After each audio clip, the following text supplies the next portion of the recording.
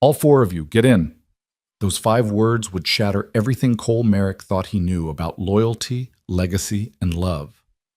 When a rancher's son defied his empire-building father to protect a desperate young woman and her 3 siblings, he ignited a battle that would test whether family is born from blood or forged in courage.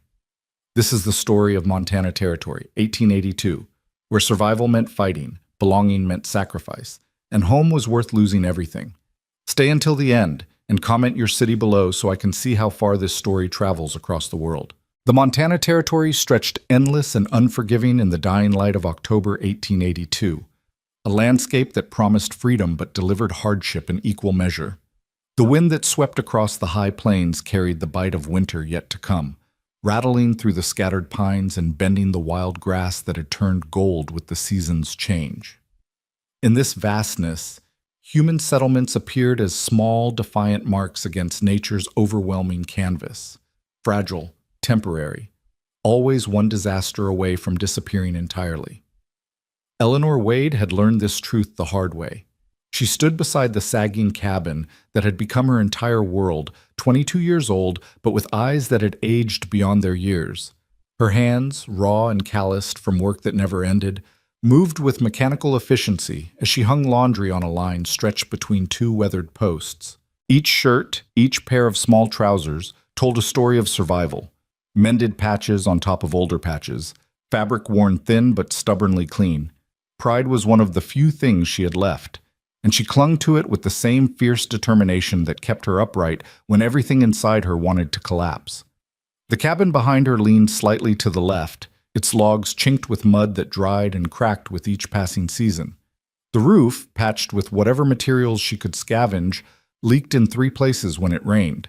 The single window, glass being a luxury they couldn't afford, was covered with oiled paper that let in light but kept the world at a hazy distance. It wasn't much. By any standard measure, it was barely shelter, but it was theirs, and that made it everything. Inside, 3 young voices created the familiar chaos of evening. Thomas, at 12, was trying to maintain order as he always did, the weight of being the oldest boy settling on his narrow shoulders in ways that broke Eleanor's heart. Margaret, 10 years old and fierce as a wildcat, was arguing about something. She was always arguing about something, that stubborn streak a mirror of Eleanor's own. And little Samuel, just 7, was probably underfoot as usual, his presence a constant reminder of how close they all were to the edge. Influenza had taken their parents 6 months ago, sweeping through the scattered homesteads like an invisible reaper. First their father, strong as an ox one day and burning with fever the next. Then their mother, who'd fought to stay alive for her children, but lost that battle in the gray morning light of a day Eleanor would never forget. The disease had passed over the children with barely a touch, as if death itself understood the cruelty of leaving them orphaned would be punishment enough. Their uncle, their father's older brother, had come after the funerals. He'd stayed 2 weeks, long enough to show Thomas how to set snares and check them, long enough to teach Eleanor which plants could supplement their meager stores through winter, long enough to leave behind his old rifle with stern instructions about using it. Then he'd ridden off to his own struggling homestead 3 territories away, promising to return in spring if he could. They all knew what "if he could" meant. Out here, promises were made in good faith, but kept only if fortune allowed. So Eleanor had become mother, father, teacher, and provider. She rose before dawn to tend the small garden that somehow, miraculously, had produced enough to see them through. She hunted rabbits when she could, though ammunition was precious and her aim still left much to be desired. She taught lessons by lamplight from the 3 books they owned, making sure her siblings could read and cipher, determined that poverty wouldn't steal their education along with everything else. She negotiated with the occasional traveling merchant, trading her sewing work for flour and salt and the other necessities that couldn't be grown or made. And she did it all while fighting the creeping fear that it wouldn't be enough. The land they lived on existed in a legal gray area that Eleanor didn't fully understand. Her father had claimed it, built the cabin, worked the soil, but the formal paperwork, the official filing that would make it legally theirs, had never been completed. He'd always meant to get around to it, but then survival took precedence over bureaucracy, and then he was gone. Eleanor had looked at the papers he'd left, tried to make sense of the legal language, but without money for a lawyer, or a clear understanding of the territorial claim office procedures, she'd done nothing. The land was theirs because they lived on it, worked it, needed it. In her mind, that should have been enough. She was about to learn how little should mattered in Montana territory. Eleanor had just pinned the last shirt to the line when she heard the horse. The sound carried clearly in the evening quiet, the steady rhythm of hooves, the creak of leather, the jingle of tack. A lone rider, approaching from the north. Her hand instinctively went to her side, remembering the rifle leaning just inside the cabin door. Visitors were rare, and rare things in this territory were usually either desperately needed or desperately unwanted. There wasn't much middle ground. She moved toward the cabin door, her eyes tracking the approaching figure. He rode well, she noticed, comfortable in the saddle in that way that spoke of a lifetime spent on horseback. He was tall, she could tell even at a distance, with the weathered look of someone who'd spent years under the Montana sun. His clothes were practical, but of better quality than what most drifters wore. The horse beneath him was well fed, well cared for, the kind of animal that represented significant investment. Not a drifter, then. Someone with means. That could be better or worse, depending. Eleanor's fingers found the rifle's worn stock just as the rider came close enough for her to see his face clearly. He was perhaps 30, maybe a year or two past, with the kind of features that suggested both strength and restraint. Sun-creased lines marked the corners of his eyes, and his jaw carried the shadow of stubble that said he'd been riding for a while. But it was his expression that made Eleanor hesitate. Calm, open, without the predatory assessment she'd learned to recognize in men who saw a young woman alone as opportunity rather than person. He stopped his horse a respectful distance from the cabin, far enough that he wasn't threatening the threshold, but close enough to speak without shouting. His hand stayed visible on the pommel of his saddle, making no move toward the rifle sheathed there or the pistol at his hip. Small gestures, but Eleanor had learned to read such things. Out here, manners could mean the difference between hospitality and gunfire. "Evening, ma'am," he said, his voice carrying the slow, measured cadence of someone who chose his words carefully. He touched the brim of his hat in a gesture that felt genuine rather than mocking. "Name's Cole Merrick. I ranch up north about 15 miles. Thought I'd ride down and meet the new neighbors, seeing as I haven't had the chance before now." Eleanor kept the rifle lowered but didn't set it aside. "We've been here over a year, Mr. Merrick. We're not exactly new."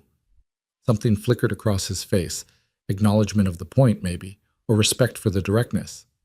"You're right, ma'am, and I apologize for that. Should have come sooner. Truth is, I've been—" He paused, seeming to choose his words carefully, "dealing with my own concerns. But that's no excuse for poor neighboring." The cabin door creaked open behind Eleanor, and she felt rather than saw Samuel slip through, pressing against her side with that mixture of fear and curiosity that defined childhood in uncertain times. His small hand found hers, gripping tight. "Is he here to make us leave?" Samuel whispered, his voice carrying in the quiet. Cole Merrick's expression shifted, something passing through his eyes that looked like genuine pain. He dismounted slowly, every movement deliberate and non-threatening, and took a few steps forward before dropping into a crouch so he was eye level with the boy. The gesture surprised Eleanor. Most men wouldn't diminish themselves that way, wouldn't meet a child on equal ground. "No, son," Cole said softly, his eyes steady on Samuel's frightened face. "I'm not here to make you leave. I'm here to make sure you stay." The words hung in the evening air like a promise, or maybe a challenge. Eleanor felt something crack in her chest, some defensive wall she'd built so carefully over the past 6 months. She'd grown so used to fighting, to expecting the worst, to seeing threats in every shadow. The simple kindness in this stranger's voice, the gentleness with which he addressed her terrified little brother, cut through her guard more effectively than any threat could have.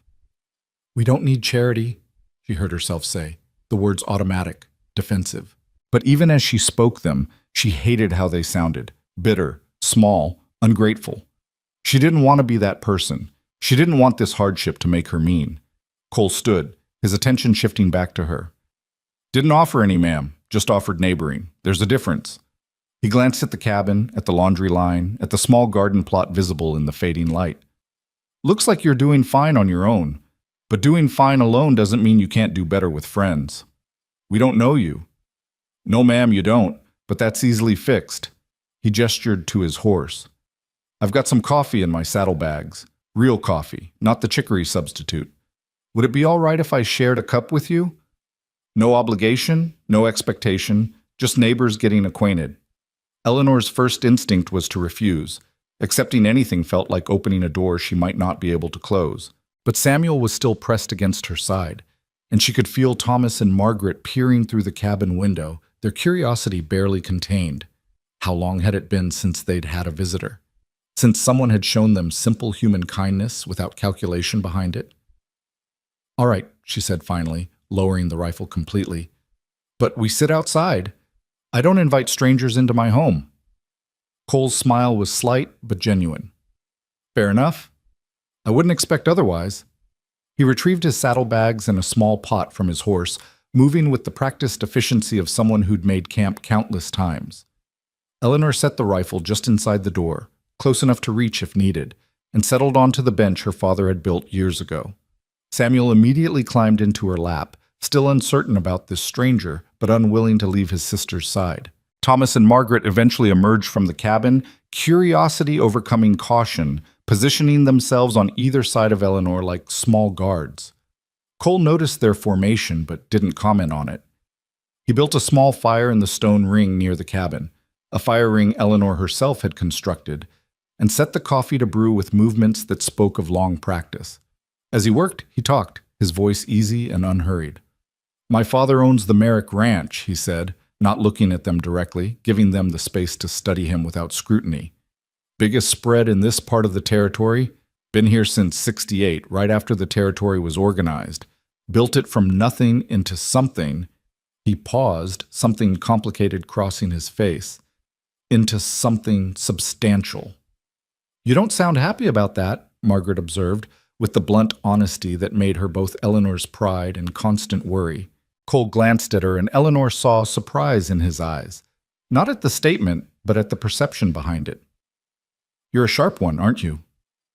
Margaret, Eleanor warned softly, but Cole waved off her concern. No, she's right to speak her mind. Out here, honesty's worth more than politeness. He poured coffee into tin cups, the aroma rich and wonderful, a luxury Eleanor hadn't experienced in months. My father built an empire. I respect what that took. But building an empire means making choices, and not all of those choices sit easy with me. He handed cups to Eleanor and Thomas, then produced a small paper-wrapped package from his coat. Peppermint sticks, he said, offering them to Margaret and Samuel. If your sister says it's all right. Eleanor wanted to refuse, wanted to maintain that wall of proud independence, but she saw the longing in her siblings' faces, the way Samuel's eyes had gone wide with desire. What kind of sister would she be to deny them such a small joy? Thank you, she said quietly. That's thoughtful. My mother used to give them to me when I was small, Cole said, watching Samuel and Margaret carefully unwrap their treasures. Before she passed. Some memories are worth keeping. There was something in the way he said it, a shared understanding of loss, that created a thread of connection between them. Eleanor found herself studying him more carefully, seeing past her initial wariness to the man beneath. There was sorrow in him, she realized, but also strength, and something else, a kind of restlessness, as if he were looking for something he hadn't yet found. They talked as the sun set completely and the stars emerged in their thousands. Cole asked about their family, and Eleanor found herself telling him more than she'd intended, about her parents, about the illness, about her uncle who'd tried to help but had his own struggles, about the cabin that needed repairs she didn't know how to make, about the coming winter that terrified her more than she wanted to admit. In return, Cole spoke of his father's ranch, of the hundreds of cattle and dozens of men who worked there. He talked about his mother, dead 3 years now, and how her absence had changed something fundamental in his father. He spoke of expectations and duty, of a legacy that felt more like a burden than a gift. Why do you stay? Eleanor asked, the coffee and the darkness making her bold. If you're not happy there, why not leave? Cole was quiet for a long moment, staring into the small fire. Because leaving feels like betrayal. Because it's all I've ever known. Because he paused, seeming to struggle with the words. Because I keep thinking maybe I can make it better. Maybe I can be the kind of rancher my father was before grief made him hard. Maybe I can build something worth having instead of just accumulating. Eleanor understood that distinction more than he could know. She looked around at their humble homestead, the sagging cabin, the small garden, the patch of land that barely sustained them. By any objective measure, they had almost nothing. But it was theirs, earned through sweat and stubbornness and love.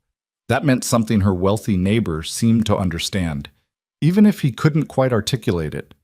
"You've built something here," Cole said, as if reading her thoughts.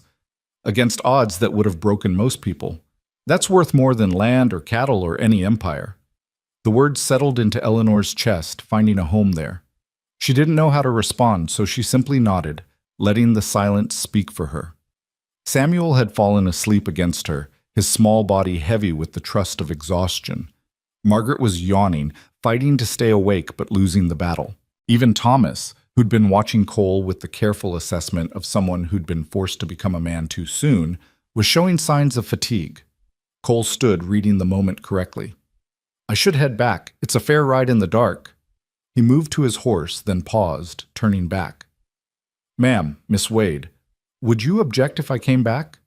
Maybe helped with some of those repairs?" Pride warred with practicality in Eleanor's chest.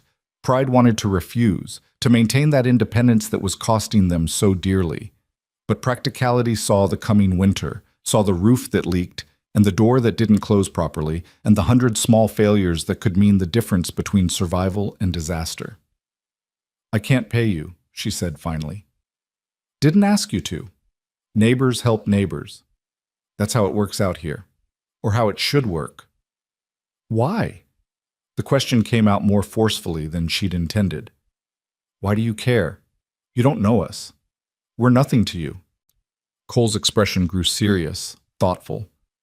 "My mother used to say that character shows itself in how we treat people who can't offer us anything in return. I didn't understand what she meant when I was young. I understand it now."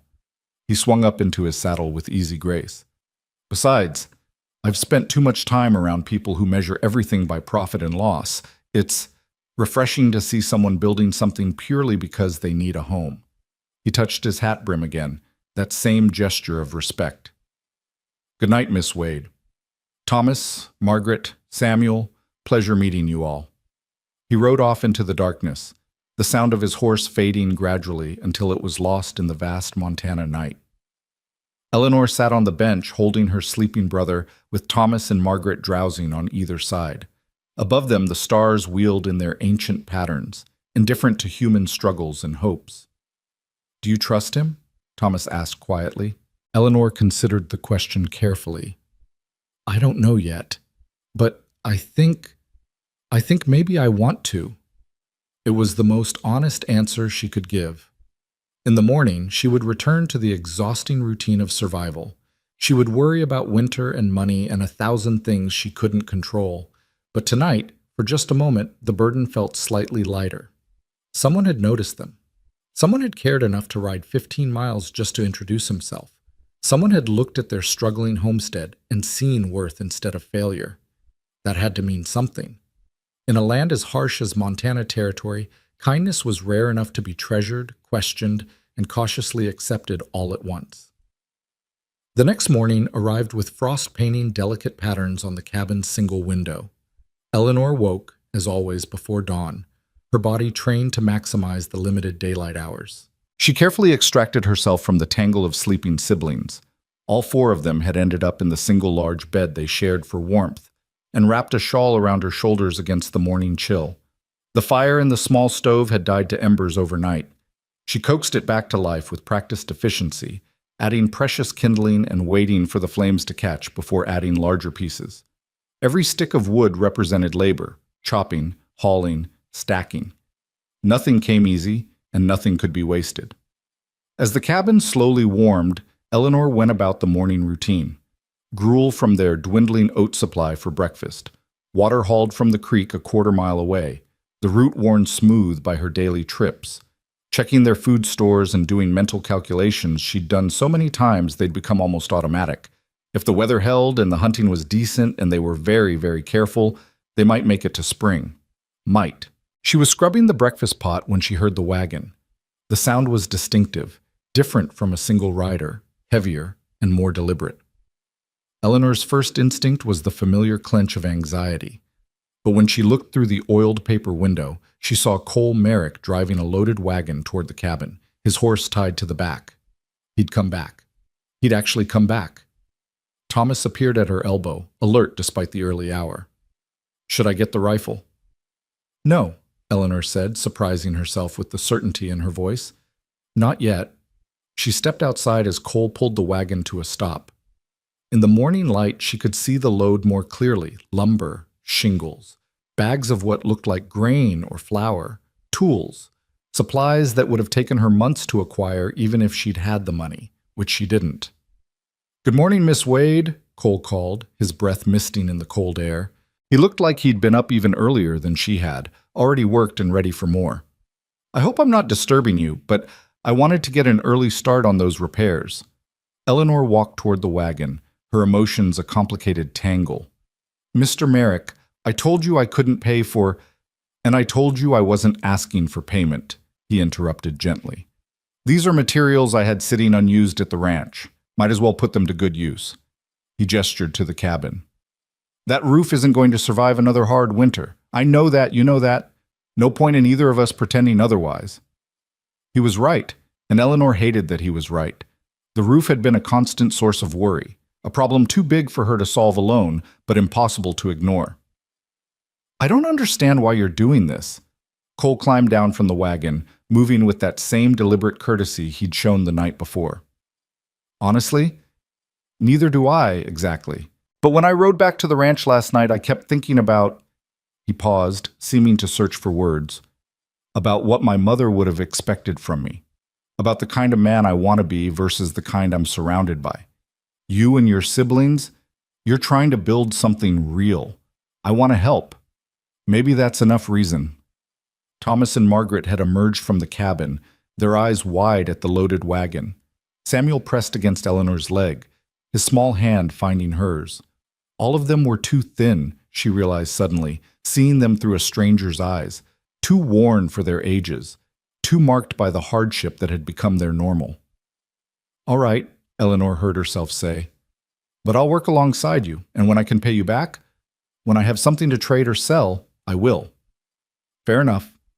Cole's smile was quick and genuine. "Though I warn you, I'm going to argue about that later. For now, though, I could use an extra pair of hands. Thomas, you know how to hold a ladder steady?"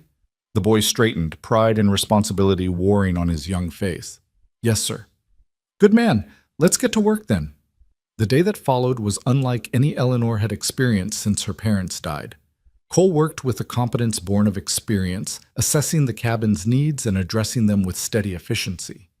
But he also taught as he worked, showing Thomas how to measure and cut, explaining to Margaret why certain repairs mattered more than others, even letting Samuel help by handing up tools or nails. He treated them not as charity cases, but as equal participants in a shared project. When Eleanor pointed out a weak spot in the wall he'd missed, he accepted the correction without male pride getting in the way. When Thomas made a mistake measuring, Cole showed him how to fix it without making the boy feel foolish. He worked steadily, but not frantically, taking breaks to drink water and rest, showing by example that good work didn't require driving yourself to exhaustion. By mid-afternoon, the roof had new shingles over the worst sections. The door had been rehung properly and actually closed. The gaps in the wall had been chinked with proper mortar instead of mud. The cabin, while still humble, looked cared for in a way it hadn't since their father died. "You're good at this," Eleanor observed, handing Cole a cup of water as he climbed down from the roof. "My mother insisted I learn every job on the ranch," he said, accepting the cup gratefully. "She said a man who couldn't do a task himself had no business asking others to do it. My father thought it was foolishness. That's what hired men were for, but she insisted." His expression softened with memory. "I'm glad she did. Some of the best conversations I ever had were working alongside the ranch hands, learning from them." Eleanor found herself curious about this woman she'd never meet, this mother who'd clearly shaped her son in fundamental ways. What was she like? Cole was quiet for a moment, his gaze distant. Fierce, kind, stubborn as hell when she believed in something. She saw people, if that makes sense, not just their utility or what they could do for her, but who they actually were. He looked at Eleanor directly. I think she would have liked you. The way you're fighting for your family, the way you're building something from almost nothing. That would have impressed her. The compliment settled warm in Eleanor's chest, filling spaces that had been empty for too long. Thank you, she said quietly. They worked until the sun began its descent toward the western peaks. Cole packed his tools with the same methodical care he'd shown all day, refusing Eleanor's offer of supper but accepting a promise that he could return to finish the remaining repairs. There's still work to do on that back wall, he said, surveying the cabin with a critical eye. And your winter wood supply is looking sparse. I'll bring some loads over in the next few days if that's all right. Mr. Merrick, you've already— Cole, he interrupted gently. If we're going to be neighbors, seems like we should use first names. And before you argue about accepting more help, consider that refusing could mean real hardship for your siblings when winter comes full force. Pride's admirable, Miss Wade, but it's a cold comfort when the temperature drops. He was right, and Eleanor knew it. The wood supply that had seemed almost adequate was really barely sufficient, and she didn't have the tools or strength to harvest more before the serious cold arrived. Accepting help felt like surrender, but condemning her siblings to genuine suffering out of stubborn pride would be worse. Eleanor, she said finally. My name is Eleanor. Cole's smile was warm, transforming his sun-weathered face. Eleanor, he repeated, as if testing the name. That suits you. Strong. Old-fashioned in the best way. After he'd ridden off, Thomas helped Eleanor finish the evening chores while Margaret and Samuel played a game with sticks and stones in the dooryard. The cabin felt different now, sturdier, more secure. The repairs were practical, but they represented something more. The possibility that they weren't as alone as Eleanor had believed, that the world might contain people who helped without expecting immediate return, that survival might not have to be quite so lonely. That night, as she settled her siblings into bed, Margaret asked the question Eleanor had been pondering herself. Why is Mr. Cole helping us? I don't know, honey. Maybe because he can. Maybe because it's the right thing to do. Papa used to say most people only do things if they get something back, Thomas observed, his 12-year-old cynicism born of hard experience. Papa also said there were still good people in the world, Eleanor countered softly. Maybe Mr. Cole is one of them. Or maybe he wants something we don't know about yet, Thomas said, his voice heavy with the suspicion that poverty and loss had taught them all. Eleanor couldn't argue with that possibility. She'd thought the same thing herself, that wariness never quite leaving despite Cole's apparent sincerity. Maybe. We'll be careful. But we'll also accept the help we need. That's the balance we have to find. In her own bed later, Eleanor lay awake listening to the familiar sounds of her sleeping siblings. The cabin was warmer tonight, the repaired walls keeping out the wind that usually snaked through gaps. The roof above her head was solid, no longer threatening to fail with the next strong storm. Small changes, practical changes, but they altered the landscape of her worry in meaningful ways. She thought about Cole Merrick, about the contradiction he presented. A wealthy rancher's son who worked with his hands and treated poor homesteaders with respect. A man who spoke of duty and legacy, but seemed to be searching for something beyond what his birthright offered. A person who'd appeared in their lives exactly when they needed help most, which could be either providence or the setup for some scheme Eleanor couldn't yet see. The smart thing would be to maintain distance, accept only minimal help, keep her guard high. The necessary thing might be to trust carefully, to let this unexpected assistance give them the edge they needed to survive. The line between smart and necessary had never been less clear. Outside, a coyote called to the moon, its voice carrying across the vast Montana night. The sound should have been lonely, should have emphasized their isolation. Instead, tonight, it felt like part of a larger conversation, wild voices calling, being heard, finding their place in the darkness. Maybe she and her siblings could do the same.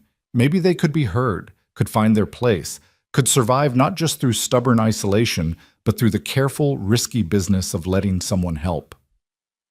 Cole returned 2 days later with a wagon load of cut wood, stacked and seasoned and ready for burning. He returned again 3 days after that to finish the wall repairs and shore up the small barn that housed their single cow. He came the following week to help Thomas set new snares and to teach him the best locations for them. Each visit brought practical help, but also conversation, laughter, the slow building of trust. Eleanor found herself watching for his arrival, though she tried not to admit it even to herself. She noticed things about him, the way he always brought small treats for the younger children but never made a show of it, the way he listened when Margaret launched into one of her passionate speeches about fairness or justice, the way he treated Thomas as a young man rather than a boy, giving him responsibility and respect in equal measure. And she noticed the way Cole looked at their homestead, with something in his eyes that looked almost like envy. Here was a man who had everything by material measure, and yet he seemed to find value in their poverty in ways that puzzled and intrigued her.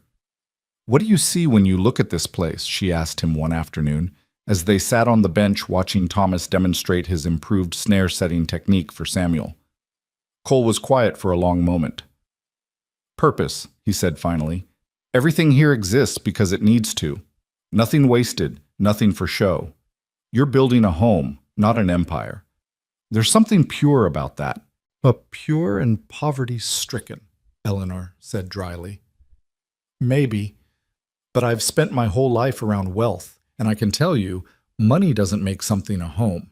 It just makes it expensive." He turned to look at her directly. "You've made something real here. That matters." The intensity in his voice surprised her, the depth of feeling behind words that might have sounded simple or patronizing from someone else.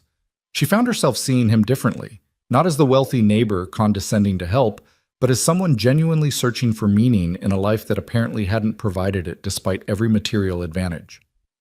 "Your father's ranch," she said carefully. "It's not home to you?" Cole's laugh was short, without humor. "It's a place I live. It's land I'll inherit. But home? No. It stopped being that when my mother died. Now it's just an operation, a business, an empire being built with more concern for expansion than for the people doing the building." There was bitterness in his voice, and something else, a deep sadness that spoke of disappointments Eleanor could only imagine. She thought about her own father, poor but loving, building this cabin with his own hands as a gift for his family. The structure might be humble, but it had been built with joy. She wondered if Cole's grand ranch house had ever known that kind of love. "You could leave," she said, echoing his own question from weeks ago. "Build something of your own." "Maybe," he acknowledged, "but that would mean abandoning the ranch hands who depend on my father's empire for their living. It would mean letting that empire become even more ruthless without anyone to argue for basic human decency. I keep thinking I can make it better from within." "Can you?" "I don't know. I keep trying. Keep failing, mostly. My father and I—" He paused, something pained crossing his face. "We see the world differently. He sees resources and opportunities. I see people. It makes for a lot of arguments." Margaret called out something from near the barn, her voice bright with laughter, and Samuel's answering giggle carried clearly in the cold air. Cole smiled at the sound, some of the tension leaving his shoulders. "They're good kids," he said. "You've done remarkable work with them, keeping them together, keeping them educated and hopeful. That's no small thing." "They're all I have," Eleanor said simply. "Failure isn't an option. And yet most people in your situation would have failed anyway, would have given up, sent the children to orphanages or workhouses, tried to save themselves. You didn't. That takes a special kind of courage." Eleanor didn't feel particularly courageous. She felt tired, worried, stretched too thin across too many responsibilities. But she also felt the warm satisfaction of having made it this far, of having kept her family together through the worst of times. If that was courage, she'd take it. As autumn deepened toward winter, Cole's visits became part of the rhythm of their lives. He brought supplies they needed: flour, salt, sugar, coffee, always claiming he'd over-ordered for the ranch and it would just go to waste otherwise. He brought news from the wider world, stories about territorial politics in distant places that reminded them they weren't completely cut off from civilization. He brought skills and knowledge, teaching them 100 small things that made their survival slightly more secure. But more than anything, he brought his presence. His steady, calm, competent presence that somehow made their small cabin feel less isolated, made their struggle feel less desperate. Having him there, working alongside them, laughing at Margaret's jokes, listening to Thomas's tentative observations about the world, swinging Samuel up onto his shoulders, it reminded Eleanor of what family could feel like when the weight of responsibility was shared. She tried not to lean on that feeling too much, tried to remember that Cole had his own life, his own responsibilities, his own future that probably didn't include a struggling homestead and a woman with 3 siblings to raise. But the heart was stubborn about these things, finding hope in places reason said it shouldn't look. One evening in late November, with the first serious snow beginning to fall, Cole stayed later than usual, helping them prepare the cabin and barn for the storm everyone could feel coming. They worked by lamplight, making sure every gap was sealed, every animal secured, every window covered. When the work was done, Eleanor made coffee, real coffee, from the supply Cole had brought, and they sat in the warm cabin while the wind picked up outside. Samuel had fallen asleep in Cole's lap, that casual trust that children showed when they felt safe. Cole held the boy carefully, his large hands gentle, his expression soft as he looked down at the sleeping child. "He trusts you," Eleanor observed quietly. "I'm glad. I'd never want to break that." Cole's voice was equally quiet, as if afraid to wake the boy. "Trust is rare out here. Precious." "Is that what this is?" Eleanor asked, voicing the question that had been building in her for weeks. "Trust?" Cole looked at her over Samuel's head, his eyes serious in the lamplight. "I hope so. I'd like it to be friendship, if you're willing. I'd like to think we're building something here that goes beyond neighboring, something more lasting." The words hung between them, weighted with meanings Eleanor wasn't sure she was ready to examine. But she couldn't deny the truth in them either. Something was building here, trust, yes, but also affection, connection, the slow recognition of kindred spirits finding each other in an unlikely place. "I'd like that too," she said softly, and meant it with an intensity that both thrilled and frightened her. Outside, the snow fell heavier, blanketing the Montana landscape in white. Inside the small, warm cabin, 6 people who'd been strangers just weeks ago sat together in comfortable silence, the foundation of something unexpected and potentially wonderful settling into place like snowflakes building toward a drift. Individually fragile, but collectively strong enough to change the landscape entirely. Winter arrived in earnest the day after that snowfall, transforming the Montana territory into a landscape of white silence and bitter cold. The transformation was both beautiful and terrifying, beautiful in the way the sun caught ice crystals and turned the world diamond bright, terrifying in the way it isolated them completely, cut them off from the wider world, made survival depend entirely on preparation and luck in equal measure. Eleanor had faced one winter alone with her siblings. The memory of those dark, hungry months still woke her sometimes in the night, heart pounding with remembered fear. They'd made it through, but barely, subsisting on minimal rations and hoping desperately that the cold wouldn't break something vital before spring arrived. This winter felt different, and the difference was entirely due to the man who rode through snow and cold every few days to check on them. Cole came more frequently as the weather worsened, never empty-handed. Sometimes he brought supplies, lamp oil that extended their light into the long evenings, extra blankets that made the nights bearable, food that supplemented their stores in ways that meant the difference between mere survival and actual sustenance. Other times he brought labor, chopping wood until their supply grew from adequate to abundant, checking the barn and cabin for any weakness the cold might exploit, teaching Thomas the 100 small skills that separated those who thrived from those who merely endured. But more than supplies or labor, he brought something Eleanor hadn't realized they'd been starving for: companionship, adult conversation, the reminder that the world beyond their small cabin still existed and still contained kindness. "You're spending a lot of time away from your ranch," Eleanor observed one afternoon in mid-December. Cole had arrived that morning with a load of hay for their cow and had stayed to help Margaret with her arithmetic lessons, his patience with the girl's stubborn struggles somehow greater than Eleanor's own. Cole looked up from the slate where he'd been demonstrating long division, his expression carefully neutral. "The ranch runs fine without me constantly overseeing. My father's got it organized like a military operation. Sometimes I think he'd prefer if I just stayed out of the way entirely. There was something in his voice, a bitterness that had been growing more pronounced with each visit. Eleanor had learned to read the signs. The tension in his shoulders when he talked about home, the way his jaw tightened when he mentioned his father, the relief that seemed to settle over him the moment he arrived at their cabin, as if he were shedding a burden just by being there. "Does he know you're spending so much time here?" she asked, keeping her tone carefully casual even as something worried took root in her chest. "He knows I check on the neighbors. He doesn't know—" Cole paused, seeming to choose his words carefully. "He doesn't know how much it's come to mean to me, how much you all have come to matter." The words hung in the warm cabin air, weighted with meaning that made Eleanor's breath catch. Margaret had gone still, her eyes moving between Cole and her sister with the too perceptive gaze of a child who understood more than adults wanted to credit. Even Thomas, pretending to read by the window, had gone quiet in that way that meant he was listening intently. "Cole," Eleanor said softly, aware of all the ears in the small space, "we're grateful for your help. More grateful than I can properly express. But I need to understand what this is, what you're expecting. Because if there are obligations I'm incurring that I don't understand, I need to know now, before—" "No," Cole interrupted, his voice firm but not angry. "No obligations. No expectations beyond friendship. I'm not keeping a ledger, Eleanor. I'm not building up some debt you'll have to repay." He stood, moving to the window, his back to the room.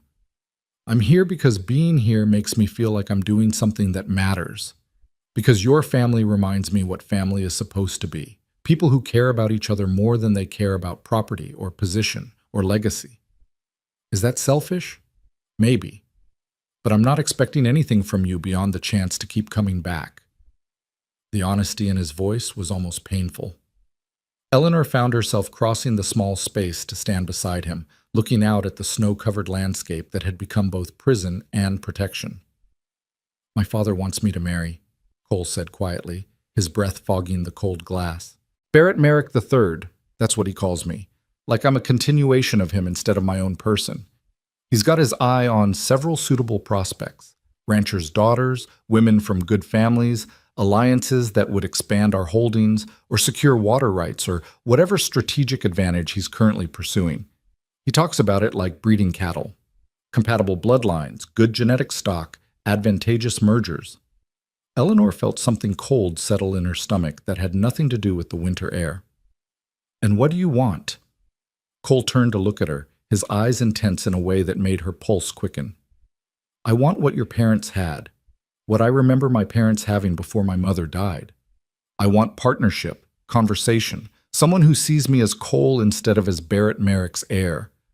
I want to build a home instead of an empire.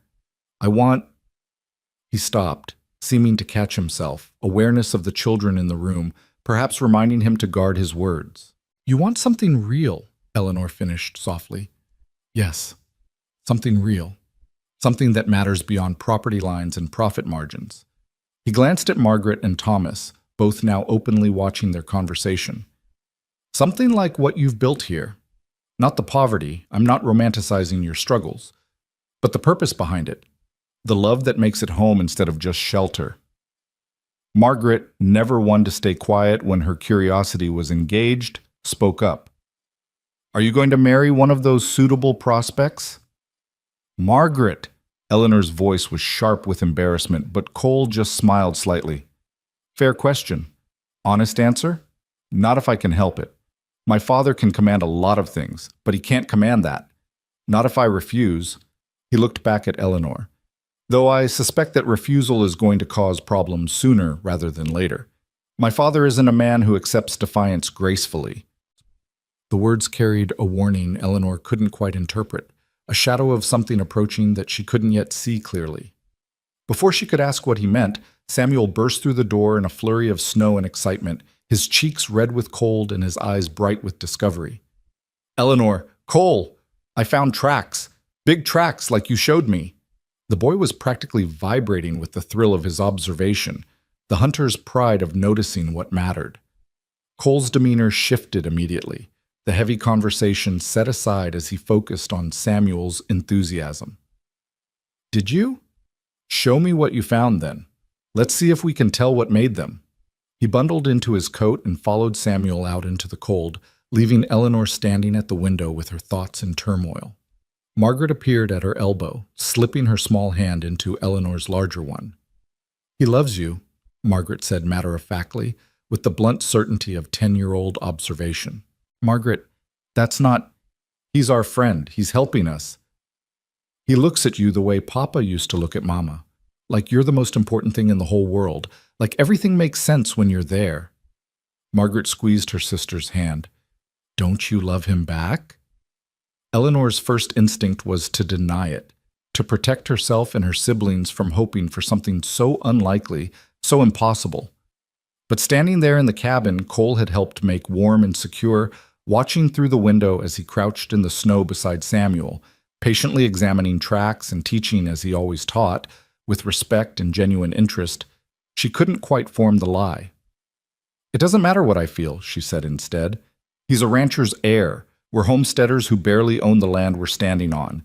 His father wants him to marry someone suitable, someone who brings advantage to the family empire. That's not me, Margaret. That's never going to be me. Why not?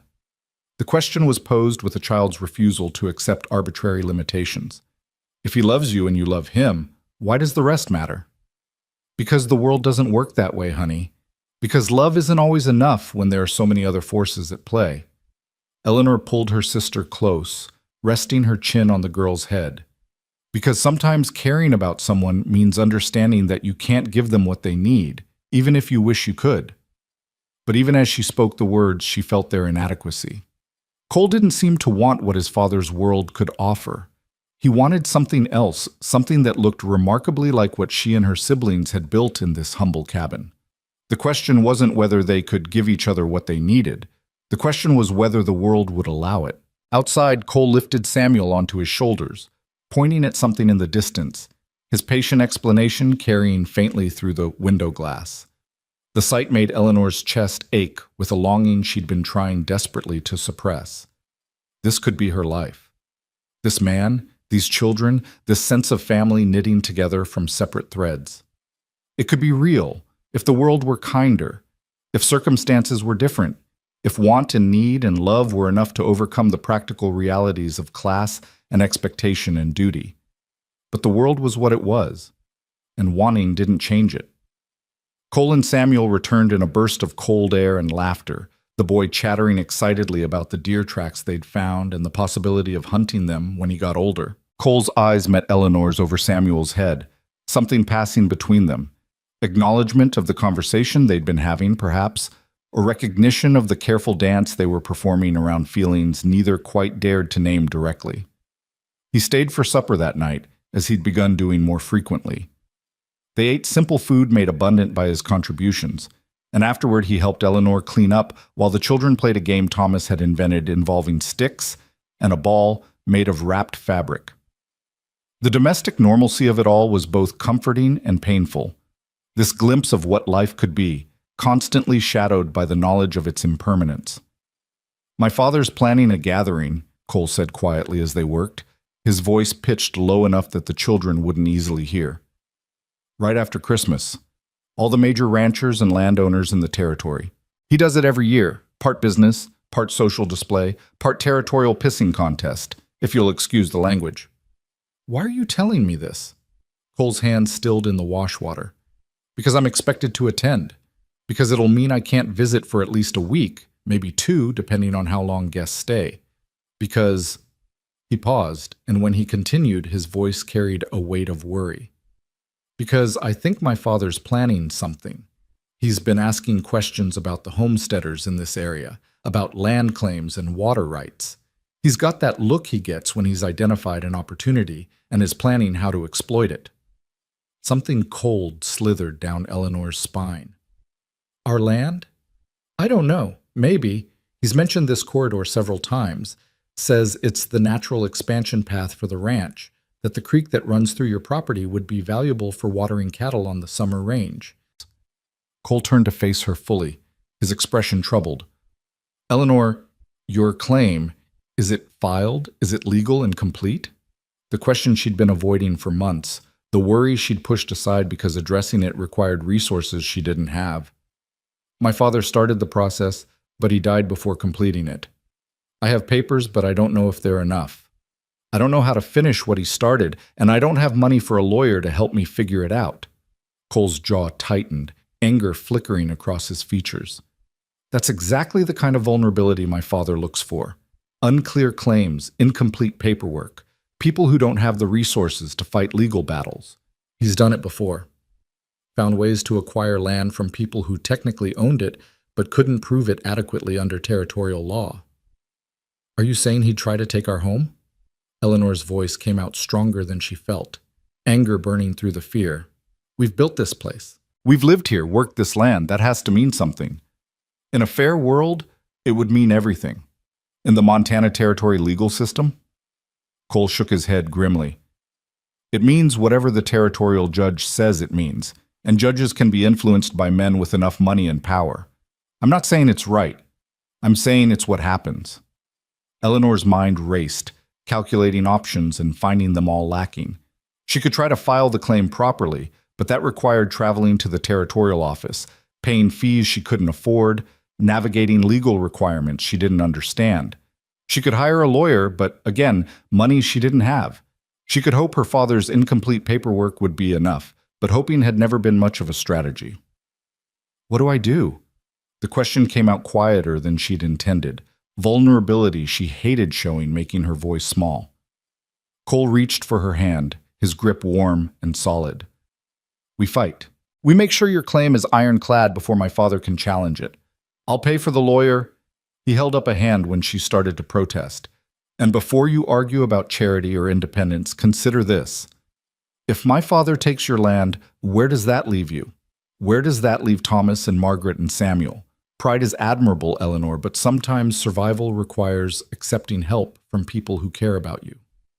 People who care about me, Eleanor repeated, testing the words. Is that what this is? Yes, Cole said simply. No hesitation, no qualification. That's exactly what this is. I care about you, about all of you, more than is probably wise given the complications it creates. But I'm not going to apologize for it, and I'm not going to stand by and watch my father destroy what you've built just because he sees land as commodity instead of home. Thomas appeared in the doorway, his expression serious in that way that meant he'd been listening despite pretending not to. Is Mr. Cole's father going to try to take our home? Eleanor and Cole exchanged glances, the unspoken question of how much to share with children who'd already dealt with too much hardship. But Thomas was 12, old enough to understand threats, old enough to deserve honesty. He might try, Cole said, addressing the boy directly, man to almost man. But trying and succeeding are different things. We're going to make sure your claim to this land is legal and complete. We're going to make sure no one can take this from you. We, Thomas repeated, and Eleanor heard the question in it. Why are you fighting your own father for us? Cole was quiet for a long moment, and when he spoke, his words were measured, thoughtful. Because he's wrong. Because power and money don't give someone the right to take from those who have less. Because... He glanced at Eleanor, something vulnerable in his eyes. Because your family matters to me. Because this place matters. Because sometimes you have to choose what's right over what's easy. Thomas studied him with eyes too old for his years, then nodded slowly. Papa used to say that character is what you do when it costs you something, that anyone can be good when it's convenient. Your father was a wise man, Cole said quietly. I wish I could have known him. Later, after Cole had ridden off into the winter darkness, after the children were settled in bed, Eleanor sat alone by the dying fire and tried to make sense of the tangle her life had become. She'd been so focused on daily survival that she hadn't properly considered the larger threats, the ways their vulnerability extended beyond hunger and cold into legal territories she didn't understand.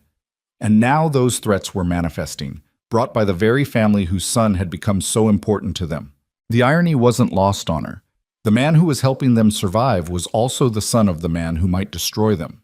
The person she was coming to care for, to love, if she was honest with herself, was bound by blood and duty to an empire that saw her family as nothing more than an obstacle to expansion. Margaret appeared from the bedroom, padding quietly across the floor to curl up beside Eleanor on the bench. Can't sleep? Too much thinking, Eleanor admitted, wrapping an arm around her sister. About Mr. Cole? About everything, but yes, about Cole too. Eleanor sighed, pulling Margaret closer.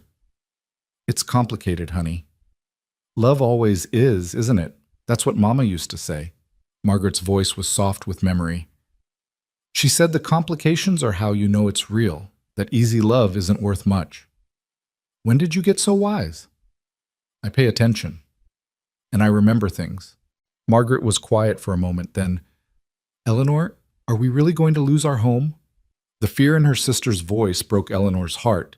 These children had lost so much already. Parents, stability, the innocent security of childhood. The thought of them losing this place too, of having to start over somewhere else or worse, being separated if Eleanor couldn't provide for them. It was unbearable. No, Eleanor said firmly, making the promise even though she couldn't be certain she could keep it. We're not going to lose this. Cole's going to help us make sure the claim is proper. We're going to fight for what's ours. Even if it means fighting Mr. Cole's father? Even if it makes trouble for him? Eleanor considered the question, thinking about Cole's face when he'd talked about his father, about the gathering that would keep him away, about the battle lines that seemed to be forming whether any of them wanted them or not. Even then, because he's right. What's right is more important than what's easy. And we have to believe that matters, Margaret. We have to believe that standing up for what's ours, for what's just, will make a difference. Do you think it will? I have to, Eleanor said simply.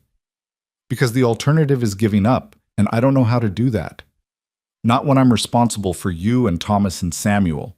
Not when we've fought so hard to keep this family together. Margaret nodded against her shoulder, small body relaxing slightly.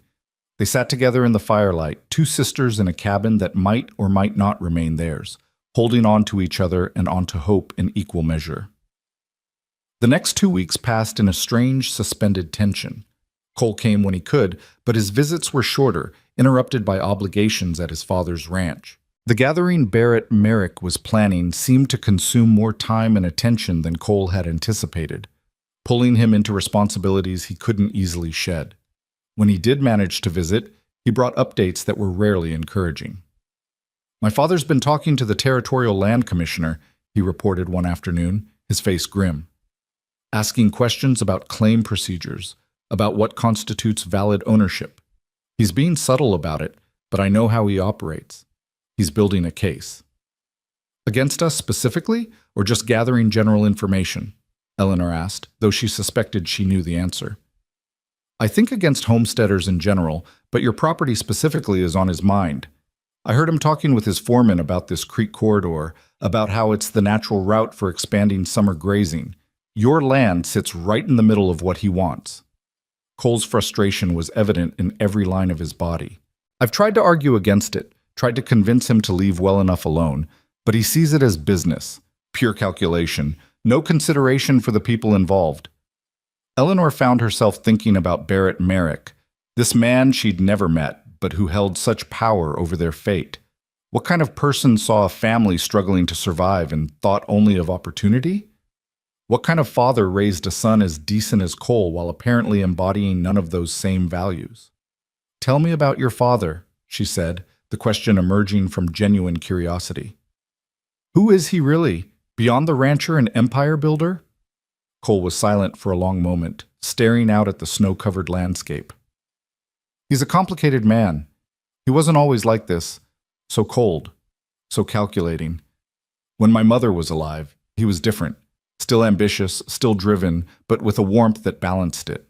She had a way of reminding him that people mattered more than property, that success without humanity was just another kind of poverty.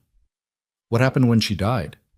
He hardened, threw himself into expansion, into building bigger and bigger. I think, Cole paused, seeming to work through difficult thoughts. I think losing her broke something in him, made him believe that caring about people was weakness, that attachment led to pain. So he stopped caring, stopped seeing individuals, and started seeing resources. The ranch became everything, not a home, not even really a business, but a monument, a way of leaving a mark that couldn't be erased the way she was erased. Eleanor heard the pain in his voice, the grief for a father who'd become someone almost unrecognizable. And you're caught between who he was and who he's become. Yes, exactly that. I keep hoping I'll see glimpses of the man he used to be, the father I remember from childhood. Sometimes I do. Brief moments when something reminds him of her, when his guard drops. But mostly, he's just ruthless, efficient, cold. Cole turned to look at her directly. I don't want to become that. I don't want building an empire to cost me my humanity. Then don't, Eleanor said simply. Choose differently. Be a different kind of man. Even if it costs me my inheritance, my place in the family business, my father's approval? Especially then, because those things, they're just things, Cole. Power, property, approval from someone whose values you don't share. What matters is who you are when you look at yourself in the mirror, whether you can respect the choices you've made. She reached for his hand, a gesture that had become increasingly natural between them. Your mother understood that. She tried to teach you that. Honor her memory by living according to what she valued, not what grief has twisted your father into valuing. Cole's fingers tightened around hers, and for a moment she thought he might say something more, might put into words the feelings that had been building between them through the long winter months. But Thomas called from the barn, something about the cow that needed attention, and the moment passed, filed away with all the other almost conversations they'd been having. Christmas arrived cold and bright, the sun reflecting off snow so blindingly white that it hurt to look at directly. Eleanor had almost nothing to give her siblings. Small things she'd made from scraps, a story she'd written out carefully on precious paper, promises of better times to come. But Cole appeared on Christmas Eve with a bundle that transformed their humble celebration into something magical. There were real store-bought presents, a pocket knife for Thomas, a book of fairy tales for Margaret, a carved wooden horse for Samuel. There were treats they hadn't tasted in months, crystallized ginger, peppermint candy, dried apricots. There was a new shawl for Eleanor, soft wool dyed a deep blue that made her gasp with its simple beauty. Cole, this is too much, she protested, even as Margaret hugged her new book and Samuel galloped his horse across the floor with delighted sound effects. It's Christmas, he said simply, and you're my friends. Let me do this, Eleanor. Let me give your family a good Christmas, one they'll remember when times are hard. So she did, setting aside pride to accept generosity, watching her siblings' joy and feeling her own heart expand with gratitude and something deeper, something that felt dangerously like love. They spent Christmas evening together, all 5 of them crowded into the small cabin, reading from Margaret's new book, playing with Samuel's horse, listening to Thomas demonstrate all the uses of his new knife. Cole taught them a song his mother used to sing at Christmas, his voice rough but earnest, creating a memory that would stay with all of them long after the evening ended. When it was time for him to leave, Eleanor walked him out to his horse. The night was crystal clear, stars scattered across the sky in impossible profusion, the kind of night that made the Montana Territory seem less like a harsh frontier and more like a place of wild beauty. Thank you, Eleanor said, inadequate words for everything she felt. For all of this. For being here. For caring about us. Cole looked down at her, his face partially shadowed but his eyes catching starlight. Eleanor, I need to tell you something. Need you to understand, but before he could finish, a rider appeared from the darkness, approaching fast. Cole tensed, his hand going instinctively to his pistol before recognizing the figure. Mr. Cole! It was one of the Merrick ranch hands, his horse lathered despite the cold. Your father sent me. Says you need to come back immediately. Says there's important business that can't wait. Cole's jaw tightened with frustration. It's Christmas Eve. What business can't wait until morning? Don't know, sir. Just know he was real insistent. Said to tell you it concerns the gathering, and guests arriving early, and decisions that need your input. The ranch hand looked uncomfortable delivering the message. Said to tell you it wasn't a request. For a moment, Eleanor thought Cole might refuse, might send the man back with a message that he'd come when he was ready. But she saw the resignation settle over him, the weight of duty and obligation pulling him back toward a world that didn't value the things he was coming to hold most dear. I have to go, he said quietly, his eyes still on Eleanor. But I'll be back as soon as I can. And Eleanor, He reached for her hand, squeezed it gently. Don't let anyone tell you this land isn't yours. Don't let anyone make you feel like you don't belong here. Promise me. I promise, she said, though unease whispered through her at the intensity in his voice, the sense that he knew something she didn't, that trouble was approaching faster than any of them were ready for. She watched him ride away into the darkness, his figure disappearing into the vast Montana night, and felt the first real tremor of fear. Not the everyday fear of survival she'd lived with for months, but something larger, more ominous. The sense that the careful balance they'd been maintaining was about to tip, that forces beyond their control were gathering, that the battle Cole had warned about was no longer approaching, but had arrived. Inside the cabin, her siblings were settling down to sleep, their Christmas joy still glowing warm around them. Eleanor stood in the doorway, looking out at the land they'd fought so hard to keep, and made herself a promise that echoed the one Cole had extracted from her. Whatever came next, whatever Barrett Merrick had planned, she wouldn't give up. She wouldn't surrender this home, this family, this life they'd built from nothing. The stakes had been raised. The real fight was beginning. And Eleanor Wade, at 22, with 3 siblings depending on her and a heart that had started hoping for impossible things, was about to discover exactly how much courage she possessed and exactly how high a price the Montana Territory demanded from those who dared to claim it as home. The week that followed Christmas passed with agonizing slowness, each day marked by Cole's absence and the growing certainty that something was wrong. Eleanor kept herself busy with the endless tasks of winter survival, but her eyes constantly drifted toward the northern horizon, watching for a rider who didn't come. On the 3rd day, Thomas rode their old mare into the small settlement 15 miles south, ostensibly to trade eggs for lamp oil, but really to gather news. He returned with information that made Eleanor's blood run cold. Everyone's talking about the Merrick gathering, Thomas reported, his young face troubled as he helped Eleanor prepare supper. They say every major rancher in the territory is there, plus territorial officials, even a judge. They're saying Barrett Merrick is making some kind of big announcement about land development and expansion. Eleanor's hands stilled over the potatoes she was peeling. What kind of announcement? Nobody knows for sure, but there's talk about consolidating claims, about some legal challenges to homesteader properties. Mrs. Henderson at the trading post said her husband heard that Merrick's been buying up questionable land claims, offering settlers money to leave before he has to force them out through the courts. Thomas paused, his voice dropping. Eleanor, she asked if we'd been approached yet. She seemed worried for us. Margaret, who'd been listening while pretending to read, looked up sharply. Does that mean Mr. Cole's father is going to try to buy our land? Or take it, Thomas said bluntly, his 12-year-old pragmatism cutting through any pretense. That's what it means when someone challenges your claim, right? They're saying you don't really own it, so they can take it. Eleanor forced herself to continue peeling potatoes, to keep her hands steady even as her mind raced. She'd known this was coming, Cole had warned her, but knowing and experiencing were entirely different things.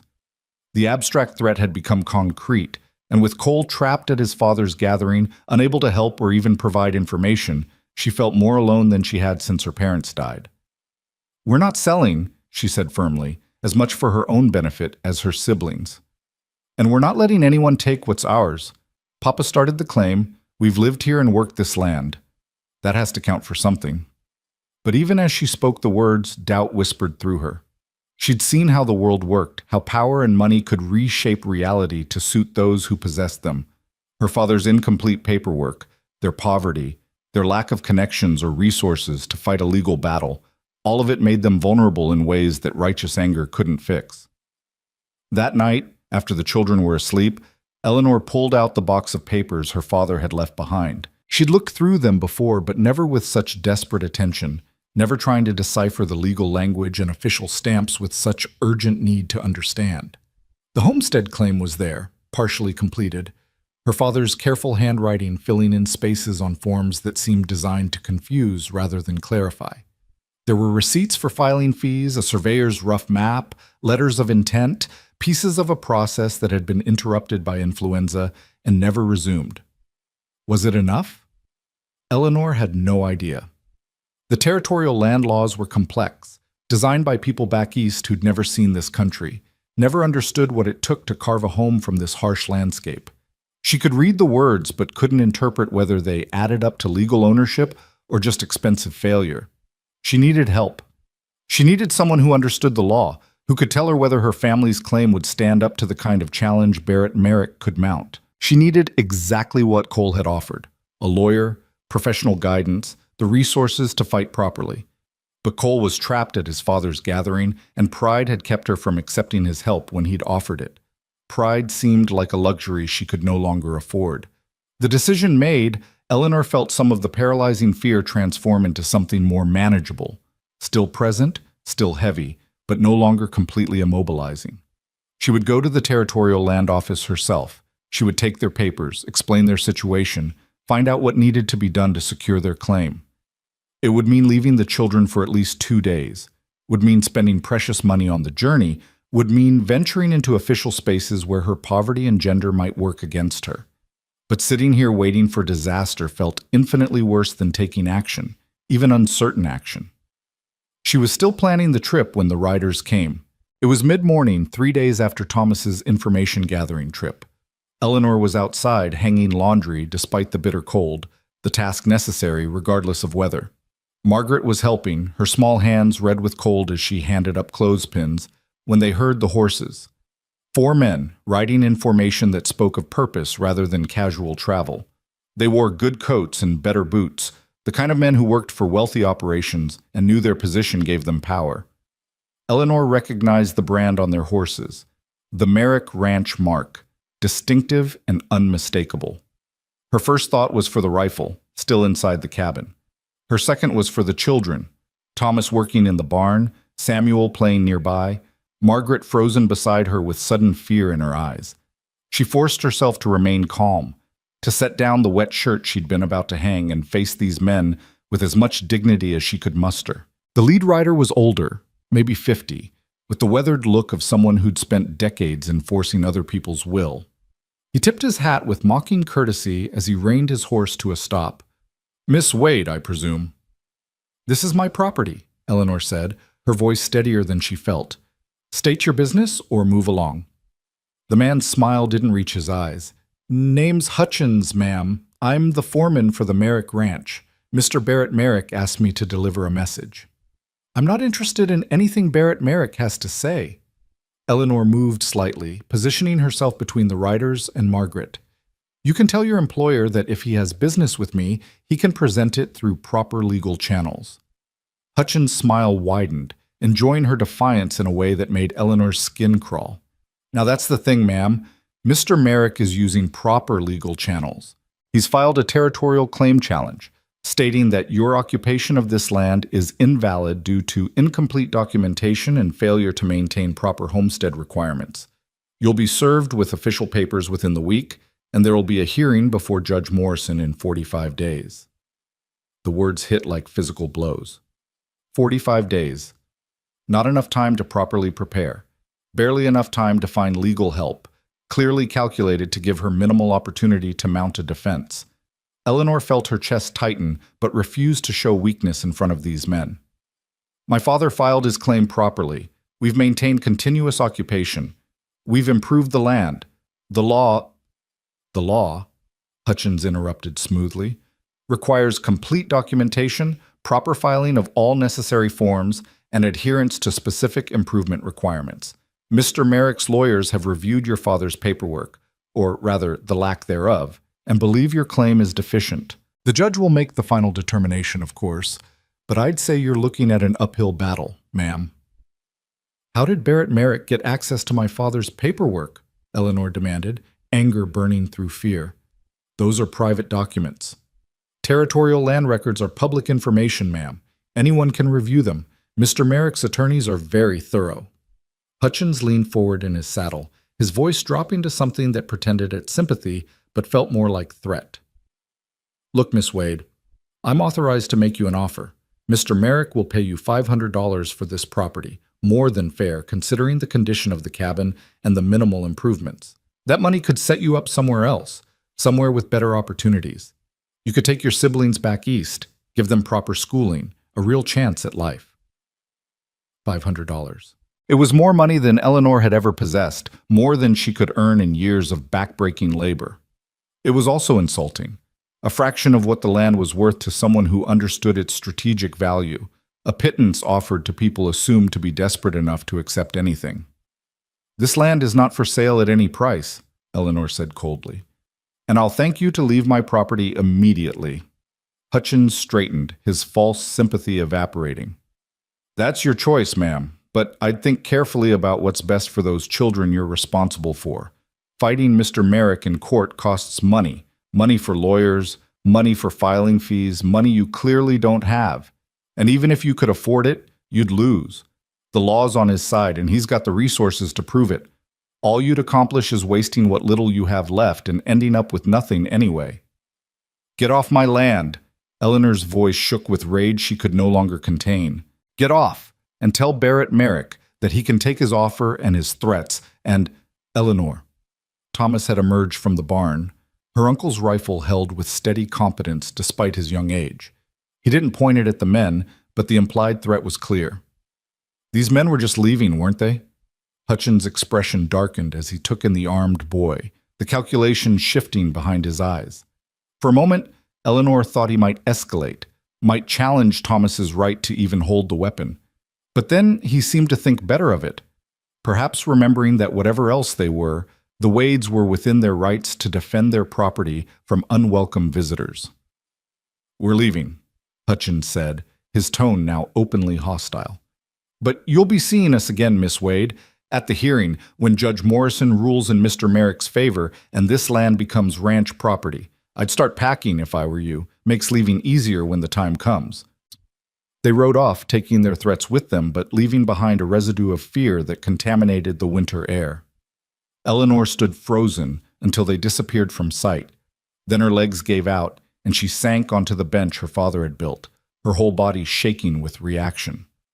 Margaret pressed against her side, crying softly. Thomas stayed standing, rifle still held ready, his young face set in lines that made him look far older than 12. Even Samuel had gone quiet, his child's instinct sensing the danger that had just passed through their yard.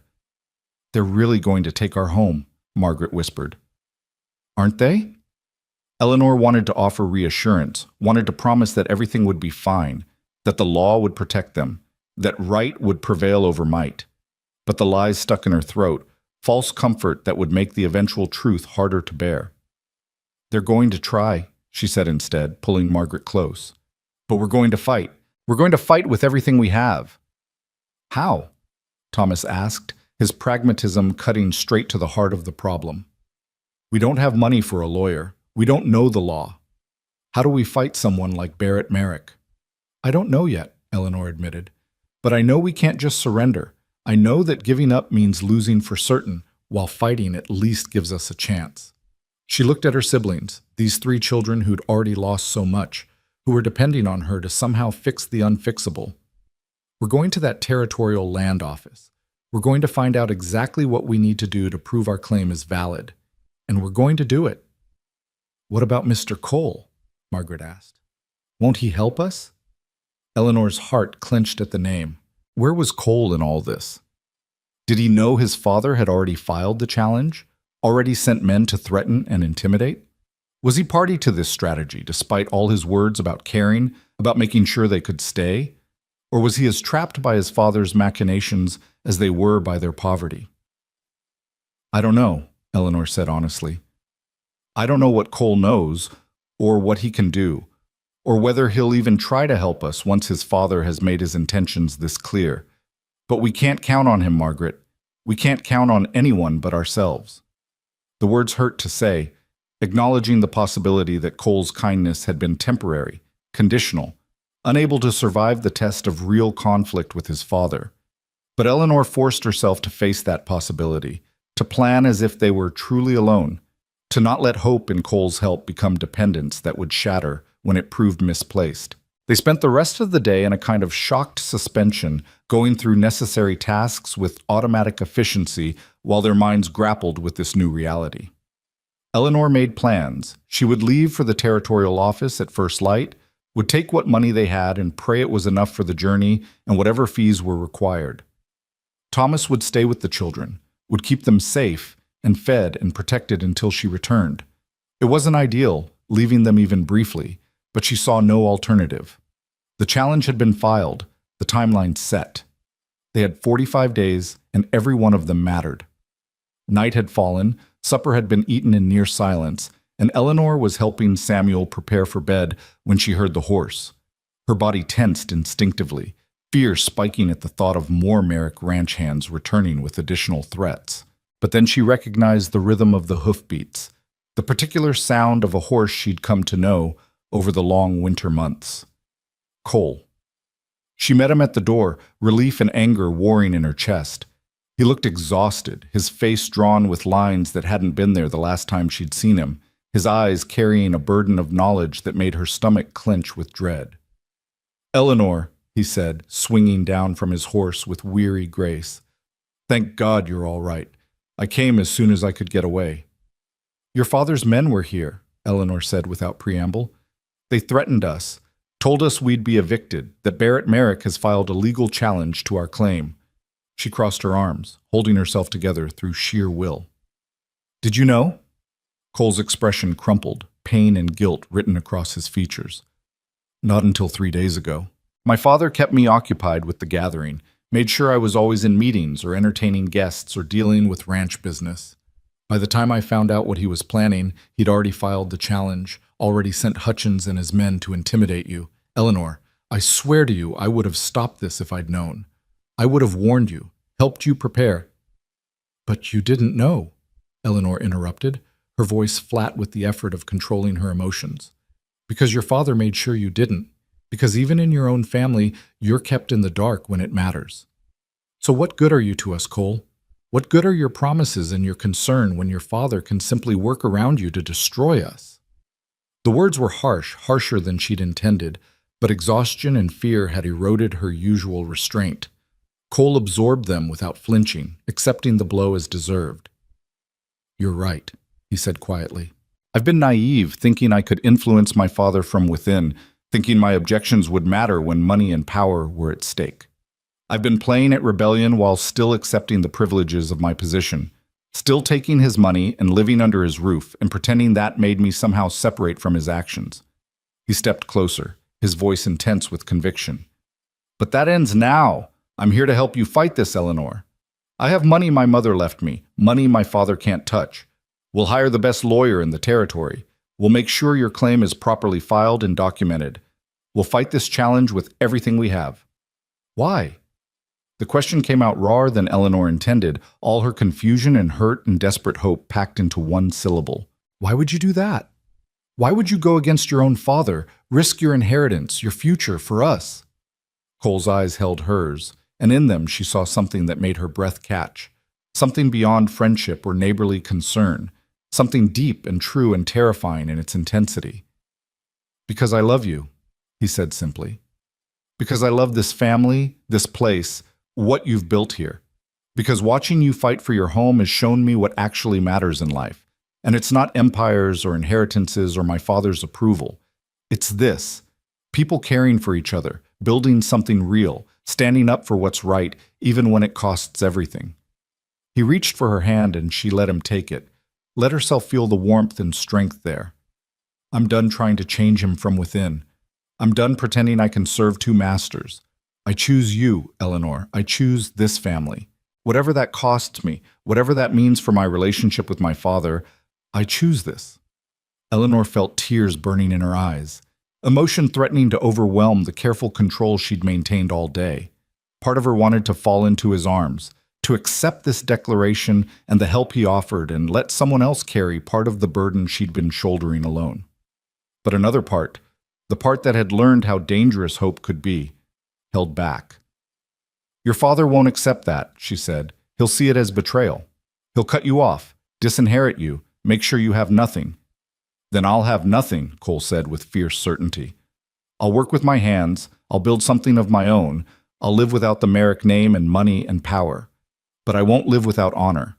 I won't live knowing I stood by while my father destroyed good people just to add another section to his empire." Thomas appeared in the doorway, having heard enough to understand what was being offered. "You'd really do that?" You'd give up everything to help us? Cole turned to face the boy, speaking to him with the same respect he'd always shown. Yes, because everything I'd be giving up, money, position, an inheritance built on taking from others, isn't worth keeping if it means losing who I am. Your family has taught me that. Your sister has taught me that. My father used to say you can judge a man by what he's willing to lose for what he believes in, Thomas said slowly. I think he would have liked you, Mr. Cole. Something shifted in the cabin's atmosphere, tension releasing slightly as acceptance began to replace suspicion. Margaret emerged from the sleeping area, having listened from the shadows, and walked straight to Cole with her characteristic directness. If you're going to fight for us, if you're going to go against your father and risk everything, then you should know something. She looked up at him with eyes too serious for 10 years old. Eleanor loves you too.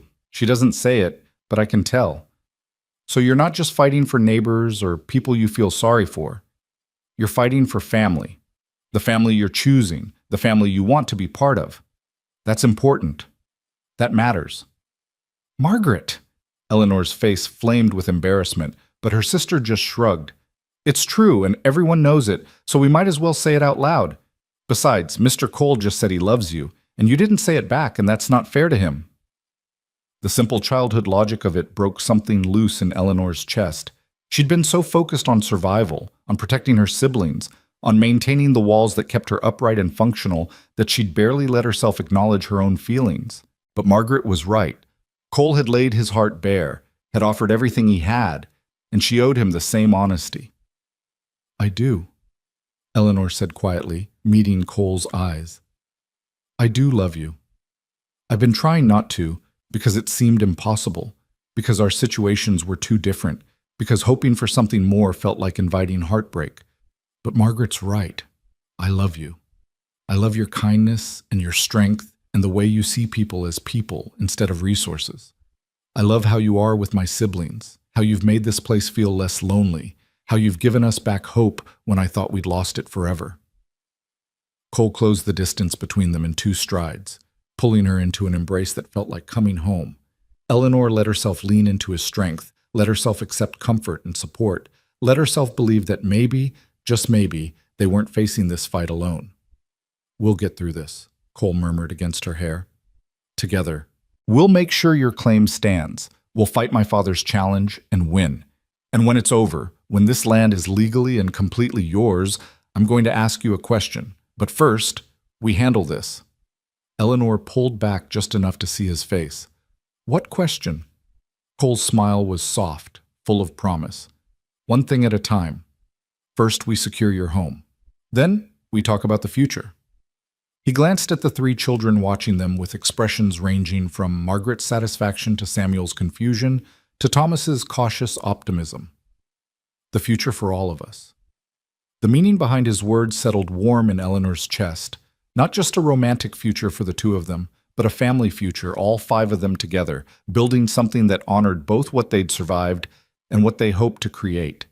It was more than she'd let herself dream of, more than seemed possible, given the obstacles ahead. But with Cole beside her, with his resources and determination added to her own stubborn courage, maybe it wasn't impossible after all. They spent the rest of the evening making plans. Cole would ride to the territorial capital first thing in the morning, would hire the best land lawyer his money could secure. He'd get copies of all relevant territorial laws and precedents, would find out exactly what was needed to prove their claim valid beyond challenge. Meanwhile, Eleanor would gather every piece of documentation her father had left. Receipts, letters, the partial claim filing, anything that proved their family's relationship to this land. There's something else, Cole said as they worked through the logistics. The hearing will be before Judge Morrison. He's not corrupt exactly, but he's influenced by power and money. We'll need more than just legal arguments. We'll need public support, testimony from other homesteaders, evidence that the community values your presence here. We'll need to make this about more than just one claim. Make it about the principle of whether big ranchers can simply take land from working families through legal intimidation. You're talking about making this political, Thomas observed. I'm talking about fighting smart, Cole corrected. My father has money and lawyers and connections. We have the moral high ground, and the truth. We need to make sure those things matter more in the courtroom than they usually do. They worked late into the night, building strategy from hope and determination and precious little actual legal knowledge. But the process itself felt important, taking action instead of just reacting, planning instead of just surviving, standing up instead of being pushed down. By the time Cole finally left with promises to return as soon as he had information, Eleanor felt something she hadn't felt in months. Not just hope, but actual confidence that they might prevail. "You really think we can win this?" Thomas asked after Cole had ridden off, his question carrying all his accumulated fears and doubts. Eleanor pulled her brother close, this boy who'd been forced to become a man too quickly. "I think we have a chance. I think we have help now, and I think we're not going to let Barrett Merrick take our home without the fight of his life. That has to count for something." In the days that followed, their cabin became the center of a growing resistance. Cole returned with a lawyer named Samuel Harrison, a thin, intense man who'd made his reputation defending homesteaders against exactly the kind of territorial power plays Barrett Merrick specialized in. Harrison spent hours reviewing their documents, asking questions about their occupation and improvements, building a case that relied less on completed paperwork and more on the spirit of homestead law. "The territorial statutes are clear," Harrison explained in his precise way. "Continuous occupation, good faith improvement of the land, and intent to establish a permanent home. These are the core requirements. Your father's incomplete filing is a problem, yes, but not necessarily fatal. What matters more is proving that you've met the essential criteria regardless of bureaucratic formalities." "Can we prove that?" Eleanor asked. "I believe so. You've lived here continuously since your father's death, maintaining and improving the property. You've established yourselves in the community, engaged in local trade, sent your siblings to the occasional traveling teacher. These things matter. They show genuine homesteading rather than speculative claiming." Harrison paused, his expression growing more serious. "The challenge, however, is that Barrett Merrick's lawyers will argue that your father's death interrupted the legal continuity of the claim. That as a single woman without legal authority as head of household, you can't simply inherit his incomplete filing. That's where we'll face our strongest opposition." The words hit Eleanor like cold water. As a woman, her legal standing was complicated in ways a man's wouldn't be. The laws were written with male heads of household in mind, with women and children as dependents rather than independent claimants. It was yet another way the world was stacked against them, yet another obstacle that had nothing to do with justice and everything to do with arbitrary rules designed to maintain certain power structures. "So what do we do?" she asked, refusing to let this new knowledge defeat her. "We argue that you, as the eldest surviving family member and the one maintaining the household, have effective authority. We show that you've been managing this property competently, that you've met every homestead requirement through your own labor and decision-making. We make the case that the law's intent, to give working people the opportunity to establish homes, is more important than its male-centric language." Harrison's thin smile held a hint of satisfaction. "I've won similar arguments before. It's not easy, but it's possible." Over the following weeks, they built their case piece by piece. Harrison filed responses to Barrett Merrick's challenge, establishing their counter-arguments in the legal record.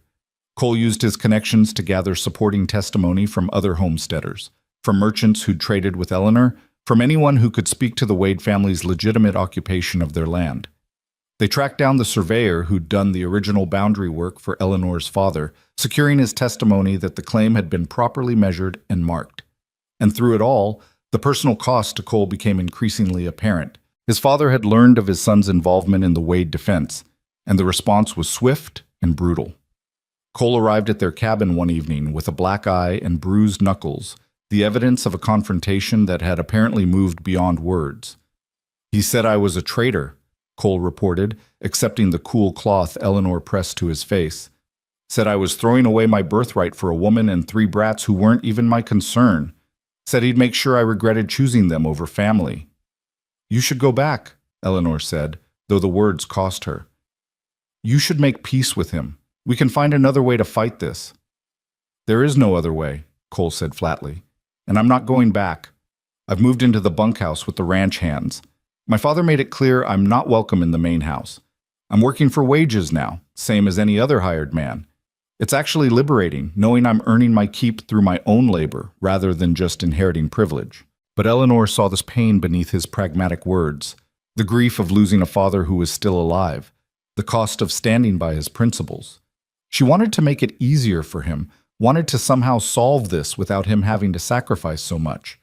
But there was no middle path here, no compromise that would preserve both their land and Cole's relationship with his father. Barrett Merrick had made this a binary choice, and Cole had chosen them. The weight of that choice, of what Cole was willing to lose for them, settled heavy on Eleanor's shoulders. It was one thing to fight for your own family, your own survival. It was entirely another to accept someone else's sacrifice, to know that their presence in your life had cost them something irreplaceable. She found herself thinking about Cole's mother, about the woman who'd taught her son that character mattered more than wealth, that integrity was worth more than empire. She wished she could have met her, could have thanked her for raising a son capable of this kind of courage. 3 weeks before the scheduled hearing, they received news that shifted the landscape again. Barrett Merrick had filed a motion to accelerate the hearing date, claiming that the uncertain land status was interfering with his ranch operations and that justice delayed was justice denied. The motion was granted, moving the hearing up by 2 weeks and giving them even less time to prepare.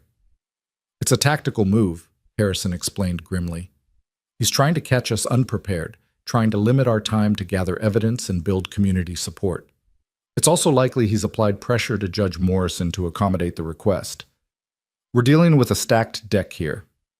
"Then we'd better make sure we play our cards perfectly," Cole said, his voice hard with determination. "Because we're not losing this. We're not letting my father win just because he's rich and connected and willing to manipulate the system." They doubled their efforts, working 16-hour days to prepare. Eleanor practiced her testimony with Harrison, learning how to present her case clearly and compellingly. Thomas and Margaret were coached on what they might be asked if called to testify. Every document was reviewed, every witness statement refined, every possible question anticipated and prepared for. And through it all, Eleanor felt the growing certainty that this hearing would determine more than just land ownership. It would determine what kind of territory Montana would become, whether it would be a place where working people could build homes and establish themselves, or whether it would be controlled by a few wealthy men who saw land as nothing more than property to accumulate. Their small claim had become symbolic of a larger struggle, and the outcome would ripple far beyond their single homestead. The night before they were scheduled to leave for the territorial seat where the hearing would take place, Eleanor stood outside the cabin looking at the land that had become home. The stars wheeled overhead in their ancient patterns, indifferent to human concerns about ownership and justice. The creek that ran through their property sang its winter song, unchanged by legal challenges and power struggles. The land itself didn't care who claimed it, who fought over it, who won or lost in courtrooms far away. But Eleanor cared. She cared with an intensity that surprised her, a fierce possessiveness that went beyond mere survival. This land represented freedom, possibility, the chance to build something real. It was where her parents were buried, where her siblings had grown, where she'd learned who she could be when pushed to her limits. It was home in the deepest sense, and no amount of money or legal maneuvering could make her willingly surrender it. Cole found her there, joining her in the cold darkness. They stood together in comfortable silence, shoulders touching, drawing strength from proximity. "Tomorrow, we start fighting for real," he said quietly. "Tomorrow we finish what we started," Eleanor corrected. "We've been fighting since the moment your father filed that challenge. Tomorrow we just make it official." "Are you scared?" "Terrified," Eleanor admitted. "But I'm also angry and determined and absolutely certain we're on the right side of this fight. That has to count for something." Cole pulled her close, and Eleanor let herself lean into his strength one more time before the battle began. Tomorrow, they would face Barrett Merrick's wealth and power and legal maneuvering. They would stand before a judge who might or might not care about justice over connections. They would fight for something that should never have needed fighting for, the right to keep the home they'd built through sacrifice and stubbornness and love. But tonight, for a few more hours, they could stand together in the darkness, drawing courage from each other, believing that morning would bring not just another challenge, but the beginning of victory. The stars watched overhead, and the land waited beneath their feet, and Eleanor Wade prepared to fight for both with everything she possessed. The territorial capital emerged from the plains like a promise or a threat, depending on perspective. Buildings of rough-hewn lumber and occasional brick stood against the enormous sky, declaring human ambition in a landscape that dwarfed such pretensions. Eleanor sat in the wagon beside Cole, her siblings huddled behind them, wrapped in blankets against the February cold, and tried to control the fear that had been building with each mile of the two-day journey. She'd left her cabin only a handful of times since her parents died, and never for anything as consequential as this. The capital felt foreign and intimidating, full of people who moved with purpose and certainty, who belonged in ways she feared she never would. But she straightened her spine and lifted her chin, refusing to let her anxiety show. Her siblings were watching, and they needed to see strength, not doubt. "We'll stay at the boarding house on 3rd Street, Cole said, guiding the wagon through streets that seemed impossibly crowded after months of isolation. "Harrison arranged rooms for us. The hearing is tomorrow at 10 in the territorial courthouse. We'll meet with him this evening to review everything one final time." Eleanor nodded, taking in the details of this town that would determine their fate. She saw other homesteaders mixed among the merchants and officials, recognized them by their worn clothes and weathered faces, by the way they moved carefully through spaces that weren't quite theirs. She wondered how many of them had faced challenges like hers, how many had won, how many had lost everything to men like Barrett Merrick. The boarding house was modest but clean, run by a woman named Mrs. Chen, who took one look at Eleanor's exhausted siblings and immediately offered hot soup and fresh bread. The kindness was unexpected and nearly broke Eleanor's carefully maintained composure. She'd been braced for hostility or indifference, not maternal concern from a stranger. "You're the Homesteader family fighting Barrett Merrick," Mrs. Chen said as she ladled soup into bowls. It wasn't a question. "Word travels fast. Half the territory's been talking about it." "Is that good or bad?" Thomas asked, his 12-year-old pragmatism cutting straight to the relevant question. Mrs. Chen's expression was difficult to read. "Depends who you ask. Homesteaders are cheering for you. You're fighting the fight a lot of them wish they could fight. The ranchers and businessmen? They're mostly on Merrick's side. They see this as about property rights and legal procedure, don't much care about the human cost." She set the last bowl down, her gaze settling on Eleanor with unexpected intensity. "But Judge Morrison? He's harder to predict. He's ruled for homesteaders before, when the law was clearly on their side. He's also ruled for ranchers when money talked louder than justice. You'll need more than legal arguments tomorrow. You'll need to make him see you as people, not just another case number." The words settled heavy in Eleanor's chest, adding another layer of pressure to what was already overwhelming. It wasn't enough to have the law on their side. They had to be sympathetic, compelling, human enough to matter. She thought about her worn dress, her calloused hands, the way her siblings looked too thin despite their improving circumstances. Would that inspire sympathy or just confirm prejudices about homesteaders as unsuccessful, barely surviving, not worth the effort of defending? Harrison arrived that evening as promised, carrying a leather satchel stuffed with documents and a nervous energy that did nothing to calm Eleanor's fears.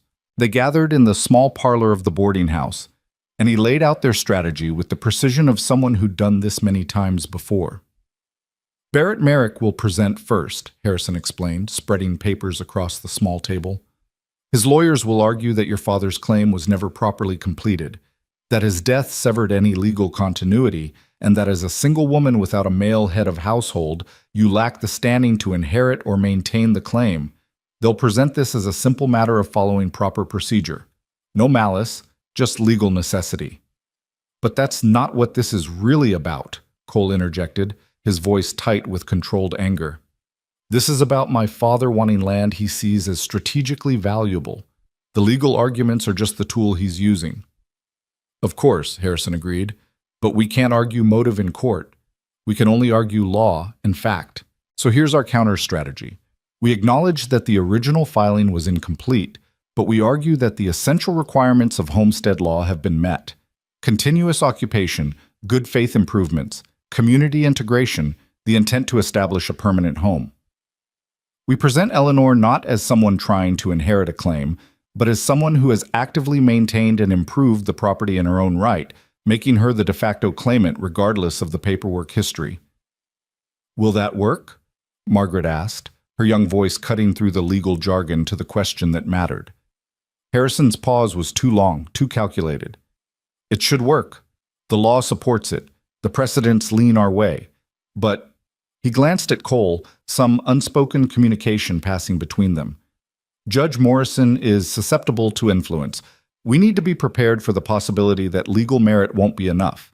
You're saying he might rule against us even if we're right, Thomas said flatly. I'm saying we need to make it as difficult as possible for him to do that. We need witnesses, community support, evidence that makes the injustice of ruling against you absolutely clear. We need to make this about more than just one homestead, make it about what kind of territory Montana wants to be. Harrison's intensity increased, his thin frame practically vibrating with conviction. Tomorrow, when you testify, Eleanor, you're not just defending your claim. You're defending every homesteader who's ever tried to build something against the odds. Make Judge Morrison understand that. Make everyone in that courtroom understand that. The weight of it pressed down on Eleanor like physical force. She was 22 years old, exhausted from months of struggle, terrified of losing everything. And now she was supposed to be a symbol, a representative, someone whose words would matter beyond her own small family's fate. It felt like too much, like more than she could possibly carry. But then she felt Cole's hand find hers under the table, steady and warm. She looked at her siblings, Margaret trying so hard to be brave, Thomas pretending he wasn't scared, Samuel barely understanding but trusting absolutely in his big sister's ability to fix things. They were counting on her, not to be perfect, not to be some grand symbol, but just to stand up and tell the truth about what they'd survived and built and why it mattered. That, at least, she could do. They reviewed testimony late into the night, Harrison coaching her on how to answer questions clearly and directly, how to avoid legal traps that Merrick's lawyers would set, how to present herself as competent without seeming threatening to men who might resent a woman's independence. It was exhausting and humiliating in equal measure, this careful performance required to have her basic rights acknowledged. But Eleanor forced herself to learn it, to practice it, to become whoever she needed to be to win this fight. When Harrison finally left and the children were settled in bed, Eleanor stood at the window of their small room and looked out at the territorial capital's scattered lights. Somewhere in this town, Barrett Merrick was also preparing for tomorrow. He was probably confident, secure in his wealth and connections, certain that the system would work in his favor, as it always had. The thought made her angry, and she held on to that anger, let it burn away some of the fear. Better to face tomorrow furious than terrified. Cole found her there, as he always seemed to find her in moments when she needed not to be alone. He didn't say anything, just stood beside her in the darkness, his presence a comfort she'd stopped questioning. What if we lose? The question escaped before Eleanor could stop it, the fear she'd been suppressing finally breaking through. What if Morrison rules for your father and we lose everything? Where do we go? What do we do? We don't lose, Cole said with quiet certainty. You can't know that. Harrison basically admitted the judge might rule against us regardless of the law. Then we appeal. We take it to territorial Supreme Court if we have to. We fight until there's nowhere left to fight. Cole turned to face her, his hands settling on her shoulders. Eleanor, listen to me. I meant what I said before. I choose you. I choose this family. That doesn't change based on tomorrow's outcome. If we lose the homestead, we'll find other land. We'll start over somewhere else. It'll be harder, and it'll take time, but we'll do it together. I don't want other land, Eleanor said, her voice breaking slightly. I want our land. The land my father claimed, where my parents are buried, where we've fought so hard to stay. I want home, Cole. Not some substitute, not a fresh start somewhere else. I want the home we already have. I know, and we're going to fight like hell to keep it. He pulled her close, and Eleanor let herself lean into him, drawing strength from his solid presence. But I need you to hear this. Losing the land doesn't mean losing your home. Your home is your family, Thomas and Margaret and Samuel. Your home is the people you love and who love you back. The land matters, but it's not what defines you. You define it by choosing to fight for it. The words settled into Eleanor's chest, not quite comfort, but something close. Perspective, maybe, or the reminder that some things couldn't be taken regardless of court rulings. Her siblings, the family they'd maintained against impossible odds, The strength she'd discovered in herself through months of hardship, those were hers absolutely, untouchable by Barrett Merrick or any judge. "Thank you," she whispered, "for being here, for fighting with us, for making this feel less impossible." "Thank you for letting me," Cole replied, "for trusting me despite everything my father's done, for seeing me as separate from his sins." They stood together in the darkness, and Eleanor let herself imagine for a moment what could come after tomorrow.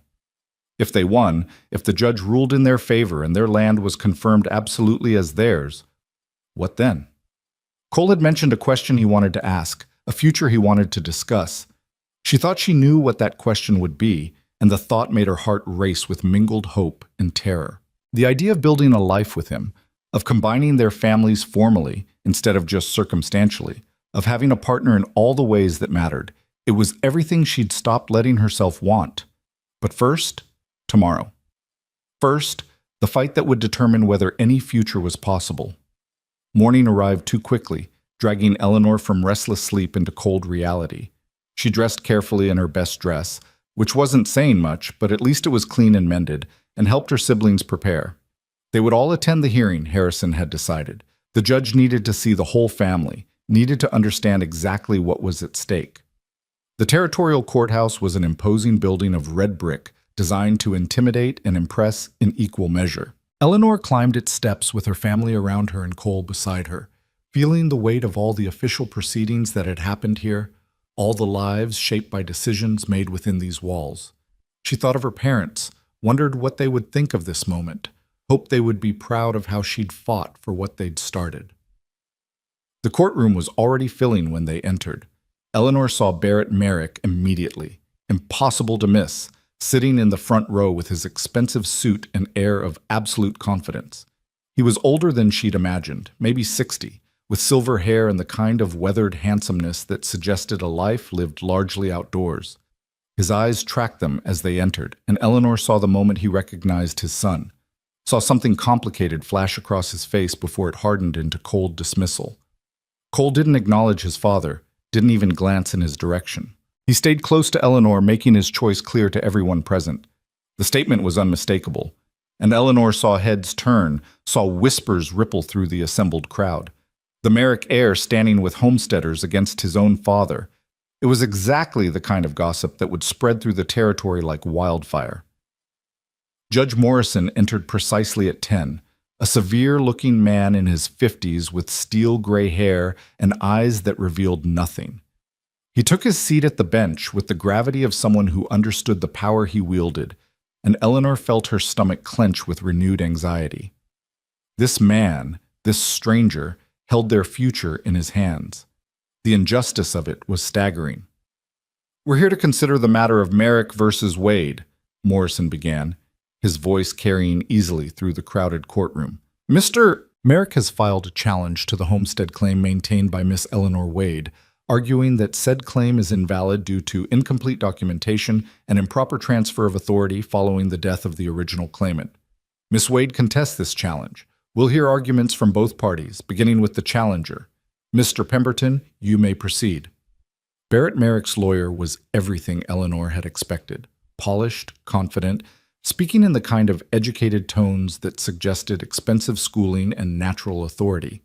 He laid out their case with clinical precision, presenting the Wade claim as nothing more than squatting dressed up in partial paperwork, presenting Eleanor as a woman overreaching her legal capacity. "The law is clear about homestead requirements," Pemberton argued, his voice rich with false sympathy. "Filing must be complete, documentation must be in order, and the claimant must maintain continuous occupation and improvement. Miss Wade's father failed to complete the necessary filing before his untimely death. Miss Wade herself, as an unmarried woman without legal standing as head of household, cannot simply inherit or continue a claim that was never properly established. This is not a question of fairness or sentiment. It's a question of following territorial law." He continued for nearly an hour, building a case that sounded reasonable if you ignored the human cost, that seemed logical if you didn't consider the purpose behind homestead law. He presented documents showing the incomplete filing, pointed to technicalities and procedures that hadn't been followed, made it sound as if the Wade family were trying to circumvent proper legal channels, rather than simply struggling to survive. Eleanor watched Judge Morrison as Pemberton spoke, trying to read his expression and finding nothing. The judge's face remained neutral, giving no indication of how the arguments were landing. Beside her, Cole's jaw was tight with tension, his hands clenched into fists. On her other side, Thomas sat rigid with the effort of staying quiet, of not objecting to the way their struggle was being characterized as legal negligence. When Pemberton finally finished and resumed his seat beside Barrett Merrick, Harrison stood with the controlled energy of someone preparing for battle. He was physically unimpressive compared to Merrick's polished lawyer. His suit was less expensive, his manner less naturally commanding. But when he spoke, his voice carried absolute conviction. Your Honor, Mr. Pemberton wants us to believe this case is about paperwork and procedure. It's not. This case is about whether homestead law exists to help working families establish homes, or whether it exists to create hoops that wealthy men can force poor families to jump through before taking their land. Harrison moved to stand directly before the bench, commanding attention through intensity rather than polish. The Wade family has done everything homestead law requires in spirit and substance. They've occupied the land continuously. They've improved it significantly. They've integrated into the local community. They've maintained it through hardship that would have broken most families. The fact that Eleanor Wade's father died before completing certain bureaucratic filings doesn't negate any of that. He laid out their case piece by piece, the surveyor's testimony about proper boundaries, the merchant's statements about the family's legitimate community presence, the physical evidence of improvements made. He presented Eleanor not as someone trying to inherit a claim, but as someone who had maintained and improved property through her own labor, making her the legitimate claimant regardless of her father's incomplete paperwork. Mr. Pemberton argues that Miss Wade lacks legal standing as an unmarried woman, Harrison continued, his voice sharpening, but homestead law doesn't require a male head of household. It requires a head of household, period. Eleanor Wade has functioned as head of household since her father's death. She's made all decisions regarding the property. She's entered into contracts for supplies and services. She's maintained the claim through her own competent management. The law doesn't require that household heads be male. That's just prejudice masquerading as legal principle. Eleanor saw Morrison's expression shift slightly at that, something that might have been interest or might have been offense. It was impossible to tell, and the uncertainty made her pulse race with anxiety. Harrison called witnesses throughout the morning, the surveyor, 2 neighboring homesteaders, Mrs. Henderson from the trading post. Each testified to the Wade family's legitimate occupation of their land, their visible improvements, their integration into the community. Each made the case that Eleanor had functioned effectively as the property's manager and that the family's claim was as valid as any other homesteader's regardless of paperwork technicalities. Then it was Eleanor's turn to testify. She walked to the witness stand with her heart hammering so hard she was certain everyone could hear it. The oath was administered, and she swore to tell the truth with a voice that didn't quite shake. Harrison approached with an encouraging expression, his questions designed to let her tell their story in her own words. Miss Wade, please tell the court about your family's relationship to the land in question. Eleanor took a breath and began. She told them about her father claiming the land in 1880, about building the cabin with his own hands, about her mother planting the first garden. She described her childhood there, the memories embedded in every corner of that property. She spoke about the influenza that took her parents, about the choice she'd made to keep her siblings together rather than surrendering them to orphanages or relatives who didn't want the burden. She described the work of maintaining the homestead alone, the hunting and planting and repairs, the teaching and protecting and struggling to survive. Why didn't you complete your father's filing after he died? Harrison asked. I didn't know how. Eleanor answered honestly. My father handled those things. I was focused on keeping us alive, keeping us together. By the time I realized the filing wasn't complete, I didn't have money for a lawyer or resources to travel to the territorial office. I thought, she paused, fighting the emotion that threatened to choke her voice. I thought living there, working the land, building a home, I thought that would be enough. I thought if we earned it through labor and love and sacrifice, that would matter more than paperwork. And has it been enough? Have you succeeded in building a home there? Yes. Eleanor's voice grew stronger, more certain. We've not only survived, We've thrived. The cabin is solid and warm. The garden produces enough to sustain us. My siblings are educated and healthy. We're part of the community. We've built something real from almost nothing.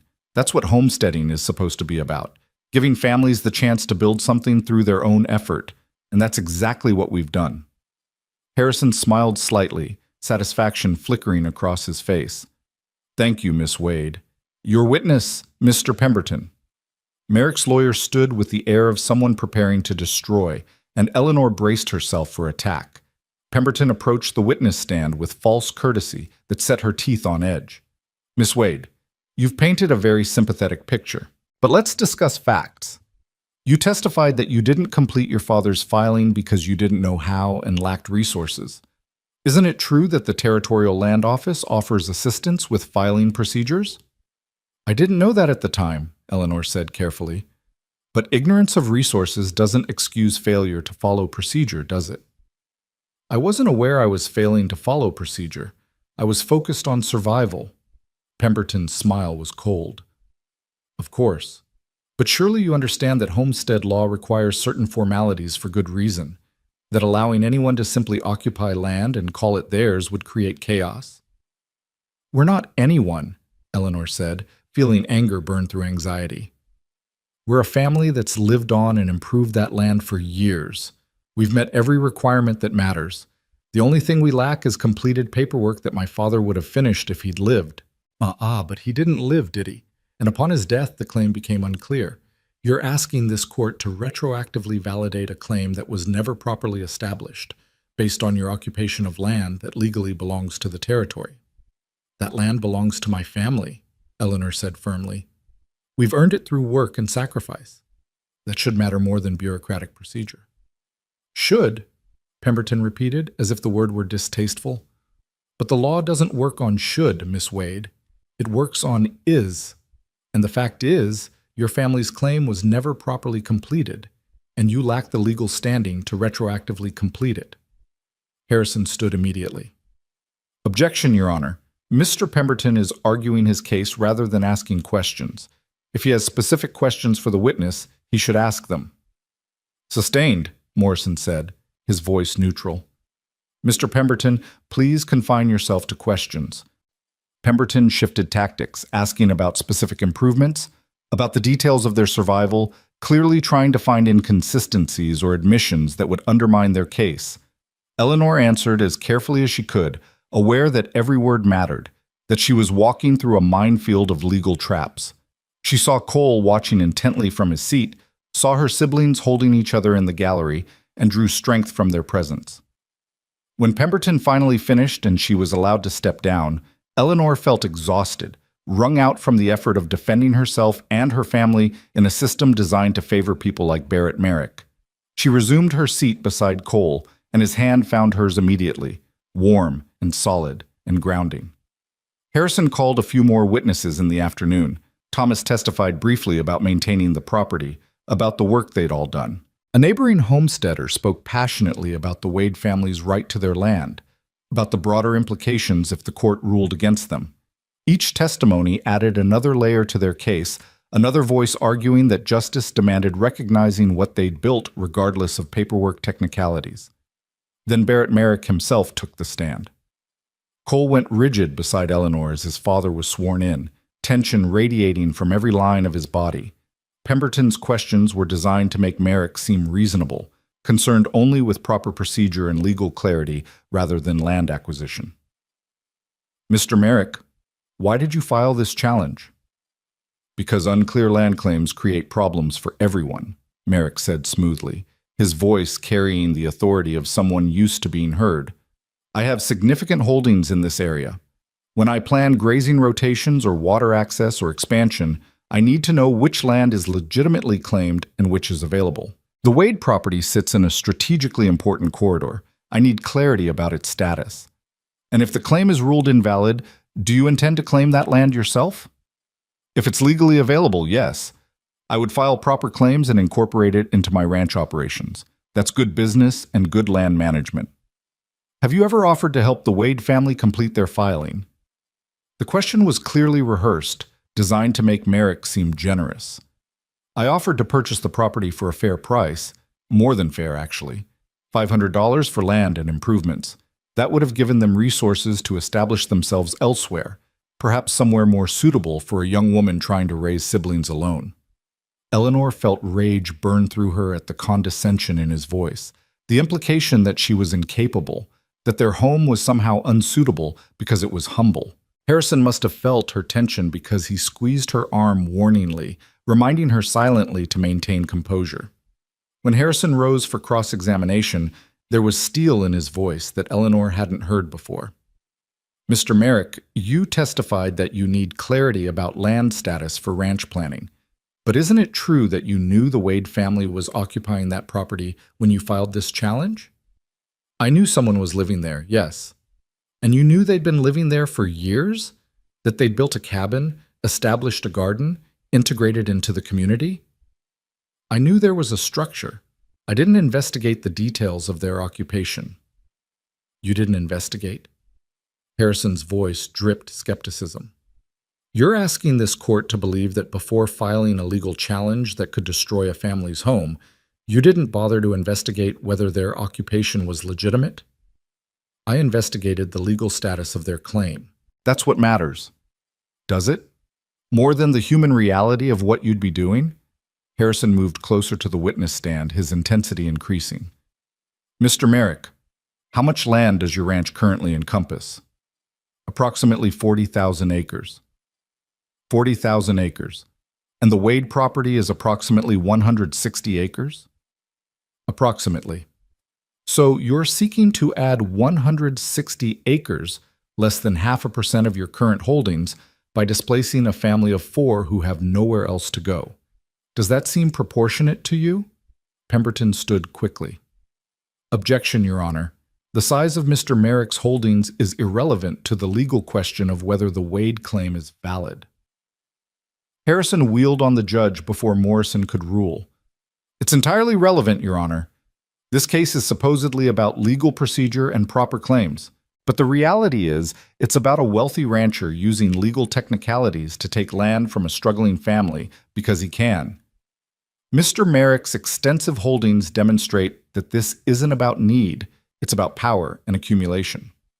Morrison considered for a long moment, and Eleanor held her breath waiting for his ruling. Finally, I'll allow the question.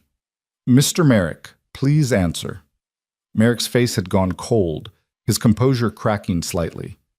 The size of my ranch is irrelevant. What matters is following proper legal procedure. Convenient that proper legal procedure happens to work in favor of the wealthy and connected, isn't it? Harrison didn't wait for an answer, pressing forward. Mr. Merrick, isn't it true that you've acquired several properties in recent years through similar legal challenges? Properties occupied by homesteaders whose claims had paperwork irregularities? I've participated in territorial land proceedings when necessary to clarify ownership, yes. Participated in proceedings, Harrison repeated. That's one way of describing systematically targeting vulnerable homesteaders.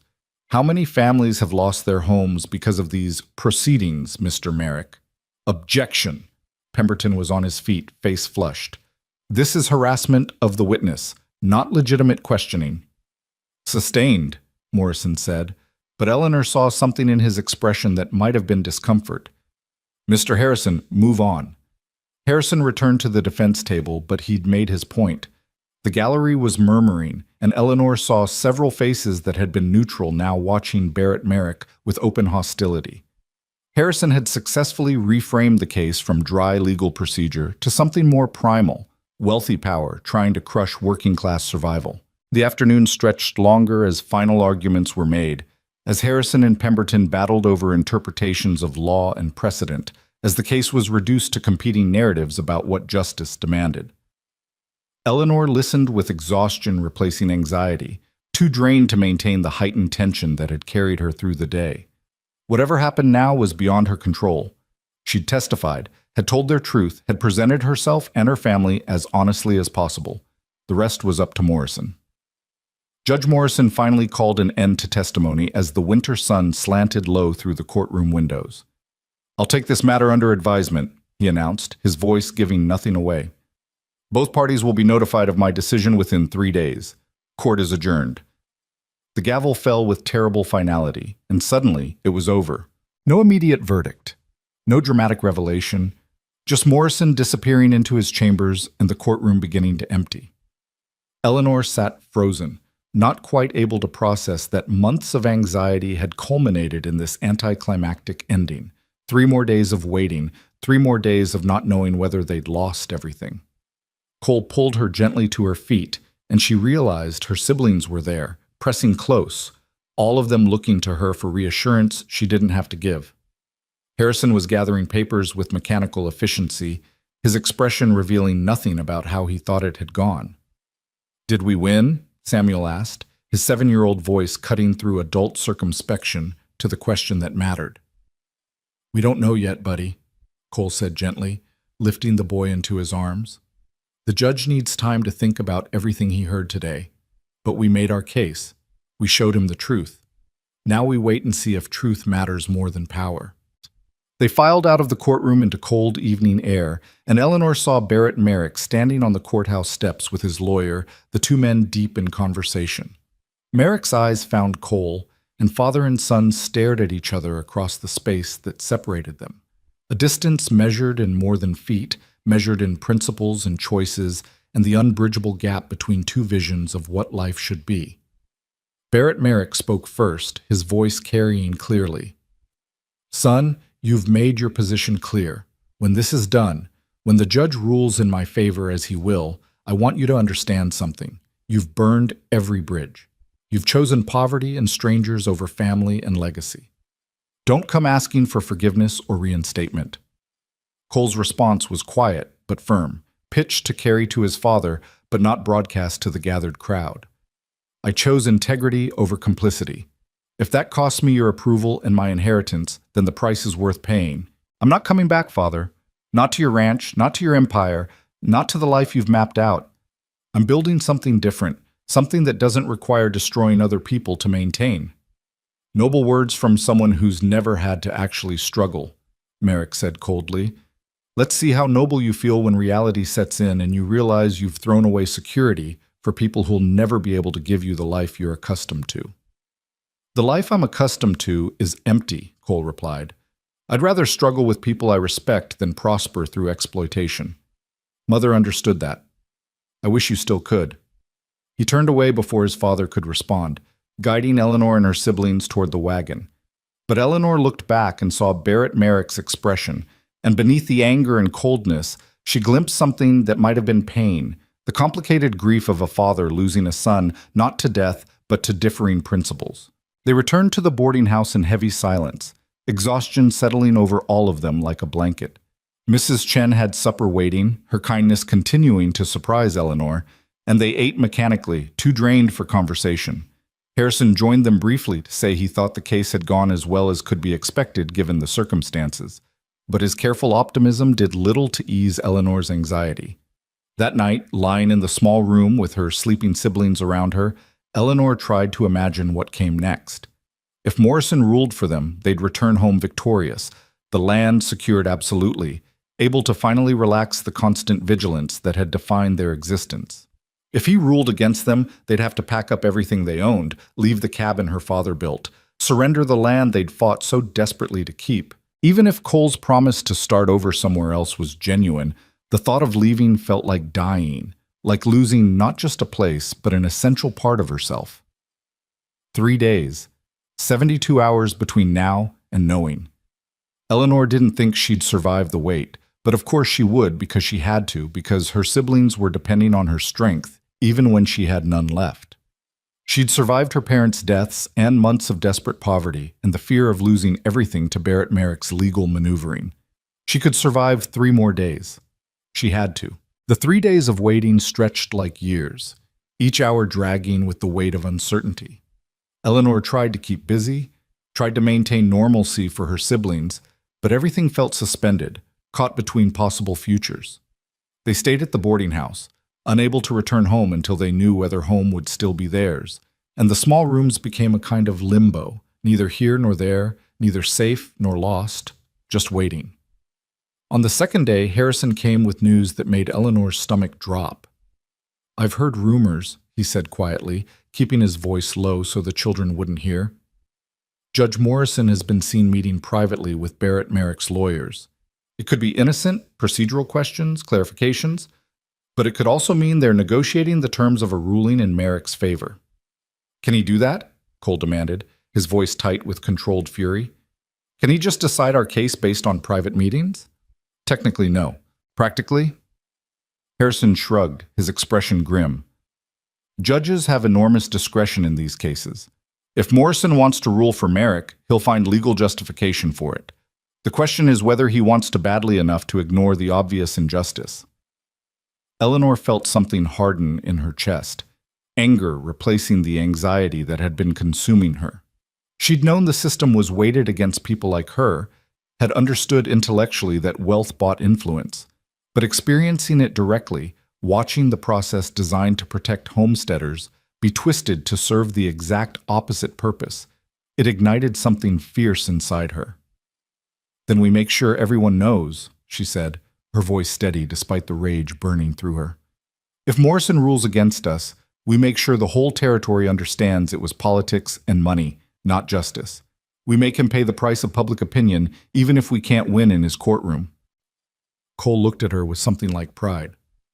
What are you thinking? I'm thinking there are newspapers here, reporters who'd be interested in the story of a wealthy rancher using legal manipulation to steal land from orphaned children.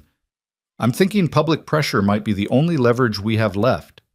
Eleanor's mind was racing now, strategy forming from desperation. Harrison, can you arrange for me to speak with journalists? Today, before the ruling comes? Harrison's thin smile held approval. I can do better than that. There's a reporter from the Territorial Gazette who's been following the case. Woman named Sarah Mitchell. She's got a reputation for exposing exactly this kind of corruption. Let me reach out to her. Within hours, Sarah Mitchell was sitting in Mrs. Chen's parlor, a sharp-eyed woman of perhaps 40 with ink-stained fingers and the air of someone who'd spent years extracting truth from reluctant sources. She listened as Eleanor told their story, not the sanitized legal version from the courtroom, but the raw human reality of it. The influenza that took their parents, the months of desperate survival, Cole's unexpected kindness, Barrett Merrick's systematic campaign to take their land. Eleanor held nothing back, letting her anger and fear and fierce determination show through. This isn't just about my family, Eleanor said, leaning forward with intensity. This is about whether Montana Territory is going to be a place where working people can build homes, or whether it's going to be carved up by wealthy men who see land as nothing but property to accumulate. Every homesteader in this territory is watching this case. They're wondering if what happened to us could happen to them. They're wondering if the law protects them or just protects the powerful. Sarah's pencil moved rapidly across her notebook, capturing every word. And Cole Merrick, the son standing against his own father. That's quite a story. It's not a story, Cole said quietly. It's a choice everyone has to make at some point. Whether to uphold injustice because it benefits you, or stand against it even when it costs you everything. I chose to stand. My father chose differently.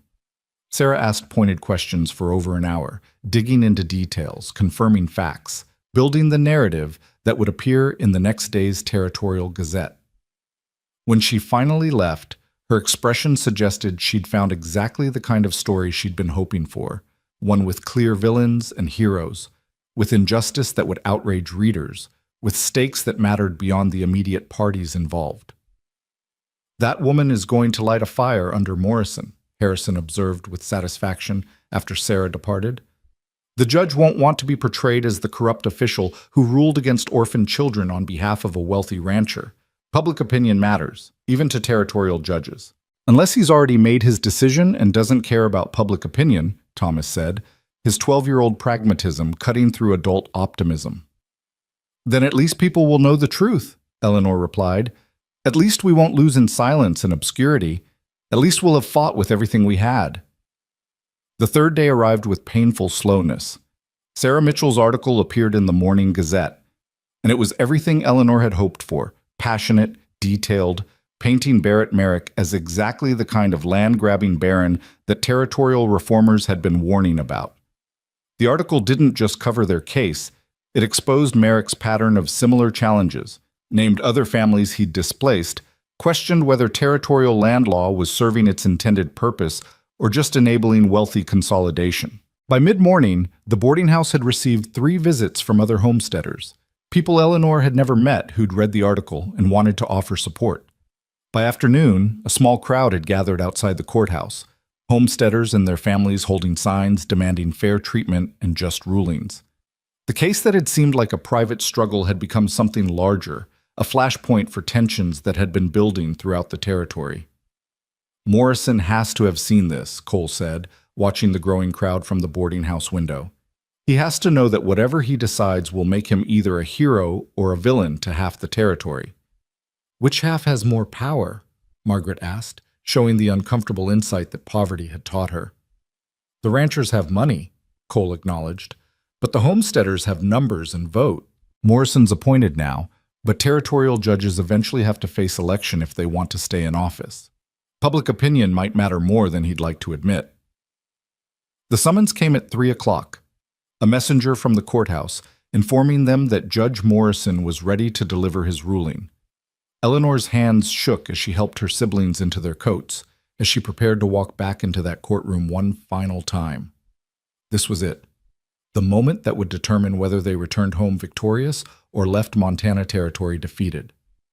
The crowd outside the courthouse had grown even larger, and they parted to let Eleanor and her family through, their faces showing support and hope, and the desperate desire to see justice prevail.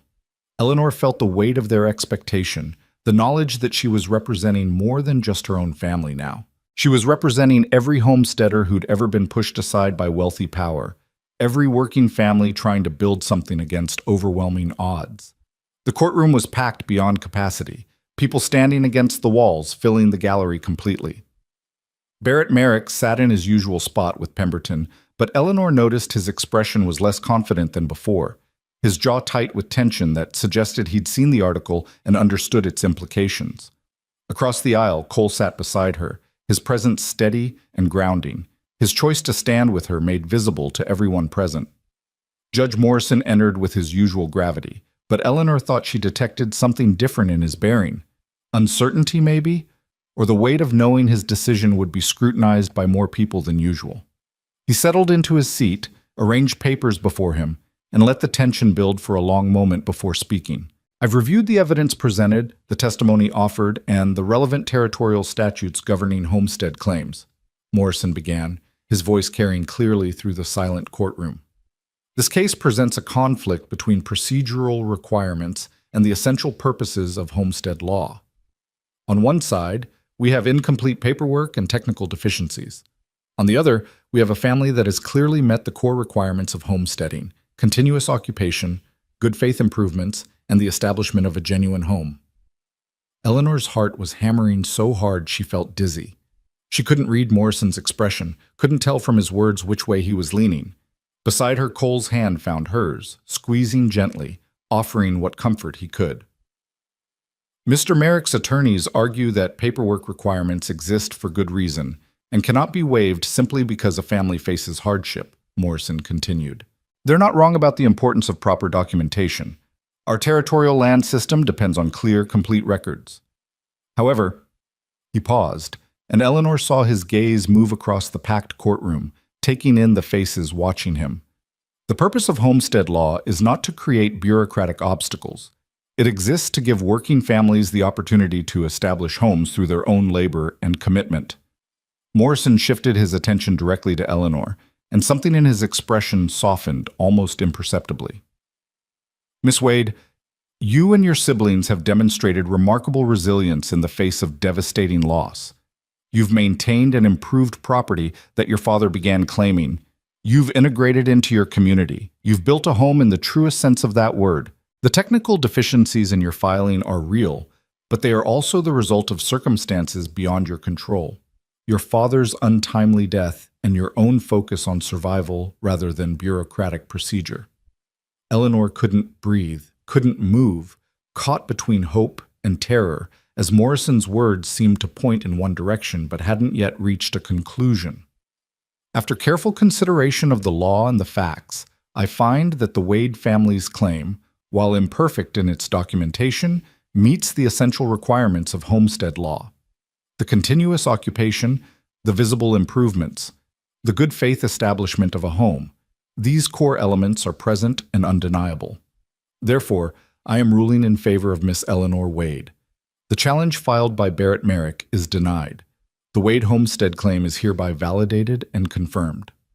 The words hit Eleanor like a physical force, relief so overwhelming it nearly drove her to her knees. Around her, the courtroom erupted in cheers from the homesteaders who'd packed the gallery, while Barrett Merrick's face went dark with rage. Morrison raised his hand for silence, clearly not finished. Furthermore, the judge continued, once quiet had been restored, I am ordering that Miss Wade be given 60 days to complete any remaining filing requirements, with all fees waived given the family's financial circumstances and the extraordinary hardships they've faced. The Territorial Land Office will provide assistance in completing proper documentation. At the end of that 60-day period, the Wade claim will be recognized as complete and valid in all respects. Harrison was on his feet, speaking formal words of gratitude to the court, but Eleanor barely heard him. She was crying, great shuddering sobs of relief that she couldn't control and didn't try to. Her siblings pressed against her, all of them crying too. The tension of months finally breaking into tears that mixed grief and joy and overwhelming gratitude. They'd won. Against all odds, against Barrett Merrick's wealth and power and legal manipulation, they'd won. Cole pulled them all into an embrace, his own eyes wet with tears he didn't bother hiding. You did it, he whispered against Eleanor's hair. You fought and you won. Your land is yours, Eleanor. Your home is secure. Morrison brought his gavel down one final time. This court is adjourned. As people filed out of the courtroom, homesteaders stopping to congratulate Eleanor and shake her hand, she caught sight of Barrett Merrick. He was standing alone. Even Pemberton had stepped away, and his face carried an expression she hadn't expected. Not just anger, but something that looked almost like grief. His eyes found Cole, and for a moment father and son stared at each other across the courtroom that had witnessed their final break. Then Merrick turned and left without a word, his straight back and rigid shoulders the only indication of the emotions he refused to show. Cole watched him go with an expression of complicated sorrow, and Eleanor understood that victory, however necessary, had come at a cost for the man she loved. Outside the courthouse, the crowd celebrated as if the Wade victory were their own victory, which, in a sense, it was. Sarah Mitchell appeared with her notebook, asking for reactions, already composing the follow-up article that would spread news of this ruling throughout the territory. Other homesteaders shared their own stories of challenges from wealthy ranchers, emboldened now by the precedent Morrison had set. The Wade case had become more than just one family's struggle. It had become a symbol of resistance against consolidation and power. But eventually the crowd dispersed, reality reasserting itself over the euphoria of victory. Eleanor and her family returned to the boarding house one final time to pack their few belongings and prepare for the journey home. Home. The word felt different now, no longer tentative or threatened, but solid and sure. They were going home to land that was legally, absolutely, unquestionably theirs. Mrs. Chen prepared a celebratory supper for them, refusing payment and declaring that feeding people who'd struck a blow against territorial corruption was payment enough. They ate together, Eleanor and her siblings, Cole and Harrison, Mrs. Chen, and even Sarah Mitchell, who'd been invited to join them. The conversation flowed easily now that the weight of uncertainty had lifted, stories and laughter replacing the grim tension that had defined the past days. What will you do now? Sarah asked Eleanor as they finished the meal. Now that your land is secure, what comes next? Eleanor looked around the table at her siblings, at Cole watching her with open affection, at the people who'd helped them win this impossible fight. We go home, she said simply. We finish the spring planting. We continue building the life we started. And we help other homesteaders when they face challenges like ours, share what we learned, offer what support we can. This victory shouldn't be rare or remarkable. It should be normal for families to keep the homes they've built. And you, Mr. Merrick? Sarah turned her attention to Cole. You've sacrificed your inheritance and your father's approval to stand with this family. Any regrets? Cole's answer came without hesitation. None. My father built an empire, but he lost himself in the process. I'd rather build something smaller and keep my soul intact. He looked at Eleanor, and something in his expression made her breath catch. Besides, I've gained far more than I've lost. Later, after supper had ended and Harrison and Sarah had departed, after Mrs. Chen had shooed them all toward bed with maternal insistence, Cole asked Eleanor to step outside for a moment. The night was cold and clear, stars scattered across the vast Montana sky, the territorial capital settling into nighttime quiet around them. Eleanor, Cole began, then paused, seeming to gather his thoughts. Before the hearing, I said I had a question I wanted to ask once your land was secure. Do you remember? I remember, Eleanor said softly, her heart beginning to race with anticipation and hope and barely controlled joy. Cole took her hands in his grip warm despite the cold. These past months with you and your siblings, they've shown me what family actually means. Not bloodlines or inheritances or empires to maintain, but people choosing each other, supporting each other, building something real together. You've given me more purpose and joy than I ever had at my father's ranch. You've shown me who I want to be. He paused, and Eleanor saw nervousness in his expression, as if he could possibly doubt what her answer would be. I love you, Eleanor Wade. I love your strength and your courage and the way you fight for what matters. I love Thomas and Margaret and Samuel like they were already my siblings. I love the home you've built from nothing, the life you've created against impossible odds. Cole's voice grew stronger, more certain. I want to be part of that life, not as a helper or friend, but as family. Will you marry me? Will you let me be your husband and let me help you raise these incredible children and let us build a future together on that land you fought so hard to keep? Eleanor felt tears streaming down her face again, but these were different tears, pure joy, uncomplicated by fear or grief or uncertainty. Yes, she said, her voice breaking with emotion. Yes, Cole, I love you, and I want nothing more than to build a life with you. You've already become family to us. This just makes it official. Cole pulled her into a kiss that tasted like promise and hope and new beginnings. When they finally broke apart, Eleanor was laughing through her tears, giddy with happiness that felt almost impossible after months of struggle and fear. All four of us, Cole said softly, echoing words from their first meeting. That's how it started. Me saying I'd make sure all four of you could stay. That's how it'll always be. All five of us now, I suppose. A family by choice rather than blood, but no less real for that. More real, Eleanor corrected, because we chose this, because we fought for it, because we all know exactly how much it costs and how much it's worth. They stood together in the cold Montana night, holding each other, and Eleanor felt pieces of her life clicking into place. The security of land that was indisputably theirs, the man she loved choosing her freely and completely, her siblings safe and thriving, the future opening up with possibilities she'd barely dared to imagine. The journey from that first desperate day when Cole had ridden up to their struggling cabin to this moment of absolute triumph had been harder than anything she could have anticipated. But standing here now, feeling Cole's arms around her and knowing that home was waiting for them, Eleanor understood that every hardship had been necessary, every struggle had built toward this perfect moment of arrival.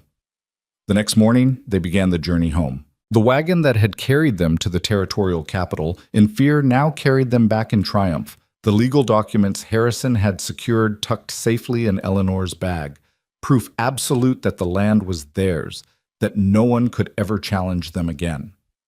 The winter landscape looked different somehow, less harsh and more beautiful, as if victory had transformed even the Montana terrain itself.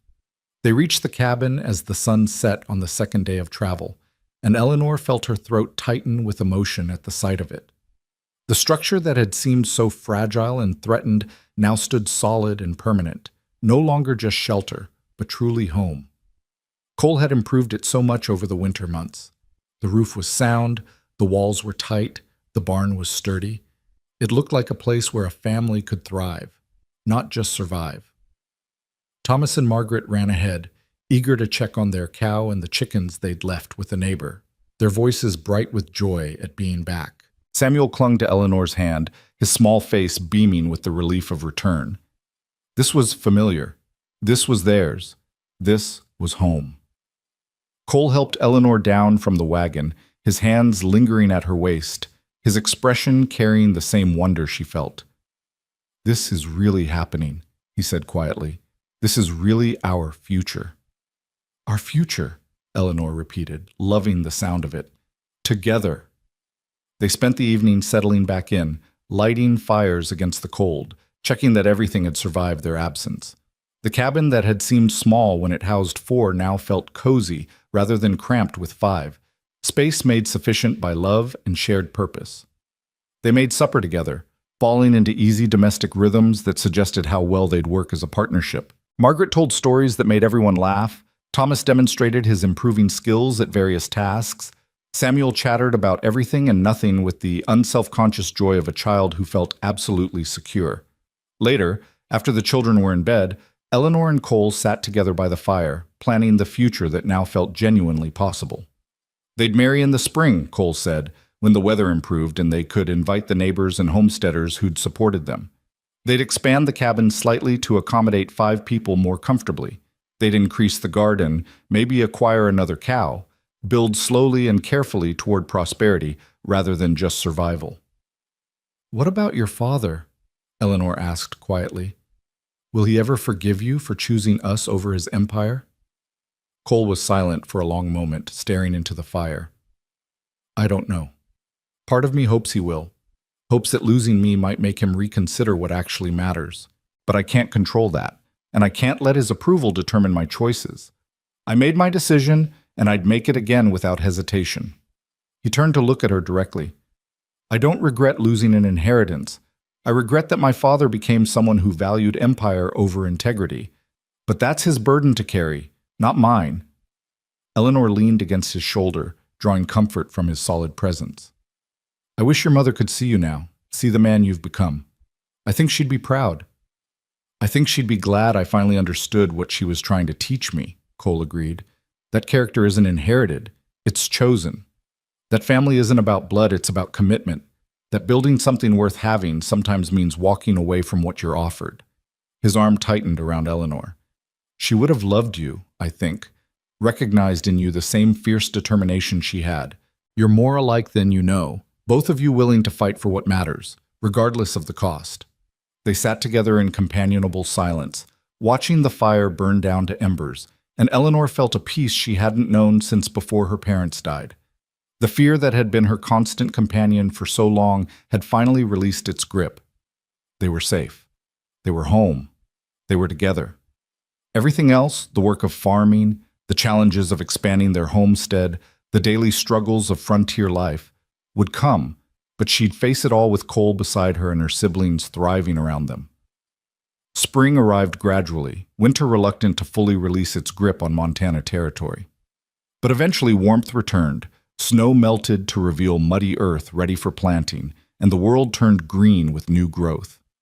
Eleanor and Cole were married on a brilliant April morning, standing before the cabin with half the homesteaders in the territory gathered to witness. They had no expensive ceremony, no elaborate preparations, just 2 people making promises to each other while surrounded by family and community. Thomas stood beside Cole as his best man, solemn with the responsibility and pride. Margaret was Eleanor's attendant, practically glowing with satisfaction at seeing her predictions come true. Samuel scattered wildflower petals with enthusiastic abandon. Harrison attended as honored guest, having become a friend as much as their lawyer. Even Sarah Mitchell came, documenting the event for the Territorial Gazette with an article that framed it as the perfect ending to the story she'd been following. The promises Eleanor and Cole made to each other were simple but profound. To stand together through hardship and joy. To build a home worth having, to raise their children, biological or chosen, with love and integrity. To remember always that some things were worth fighting for, worth sacrificing for, worth choosing deliberately even when easier paths beckoned. They exchanged simple bands that Cole had commissioned from a traveling metalsmith, metal hammered smooth and inscribed with their initials and the date. When the circuit minister pronounced them married, the gathered homesteaders erupted in cheers. Mrs. Henderson from the trading post produced a fiddle and began playing, and soon the front yard was filled with dancing and laughter and celebration. Food appeared as neighbors shared what they had: precious sugar cookies, smoked meat, preserved fruits carefully rationed from winter stores. It was a community celebration as much as a personal one, these families who'd supported the Wades throughout their struggle now rejoicing in their triumph. Eleanor danced with Cole, with Thomas, with Samuel, with neighbors she barely knew but who'd stood with them when it mattered. She watched her siblings laughing and playing with other children, looking healthier and happier than they had in months. She saw the life they'd fought so hard to build finally taking shape, becoming real, solid, permanent. As evening approached and guests began departing for their own homesteads, Barrett Merrick appeared on horseback at the edge of the property. Eleanor saw him first, felt her body tense instinctively, but Cole's hand on her arm steadied her.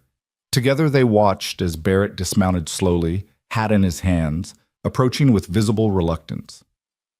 The conversation between father and son happened away from the lingering guests, private words for a complicated relationship. Eleanor couldn't hear what was said, but she watched the body language, Barrett's rigid posture gradually relaxing, Cole's defensive stance softening slightly. When they finally embraced, briefly and awkwardly, Eleanor felt tears prick her eyes. It wasn't full reconciliation, might never be that, but it was acknowledgement, recognition that blood ties survived even profound disagreement. Barrett approached Eleanor afterward, his weathered face showing discomfort but also determination. "Mrs. Merrick," he said, the title formal and pointed. "I came to offer my belated congratulations on your marriage and to apologize for the distress my actions caused your family." The words were stiff, clearly difficult for him, but Eleanor heard genuine regret beneath the formality. "Thank you, Mr. Merrick.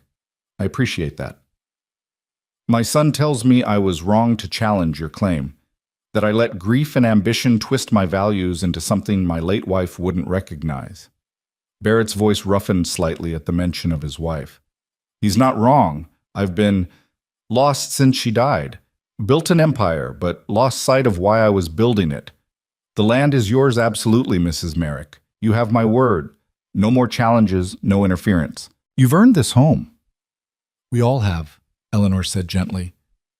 "Your son, most of all. He gave up everything to stand for what was right. That takes a special kind of courage."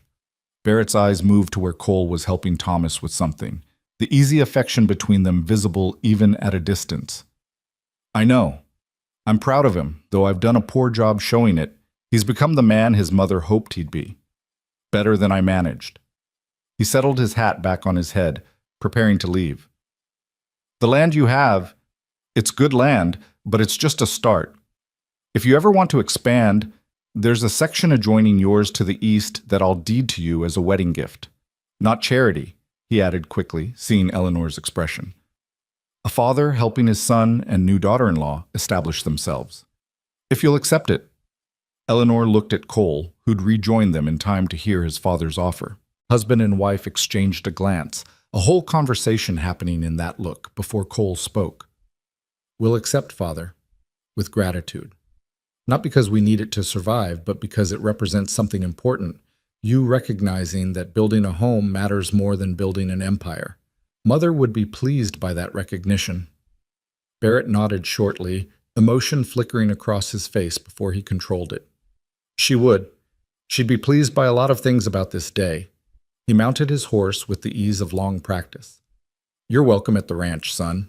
Both of you, all of you. When you're ready, the door's open." He rode off without waiting for a response, his straight back and steady pace suggesting a man carrying his burdens with as much dignity as he could muster. Cole watched him go with an expression of complicated relief, grief, and hope mingling in equal measure. "He's trying," Eleanor said softly. "That's more than I expected." "It's more than he's done in years," Cole agreed. "Maybe losing me, almost losing me permanently, reminded him what actually matters. Or maybe he's just tired of being alone in that big house, surrounded by wealth but empty of the things that make life worth living." He turned to Eleanor, pulling her close. "Either way, we'll give him time. Let him prove through actions that he means what he said. Family isn't automatic. It's earned through choices and commitment."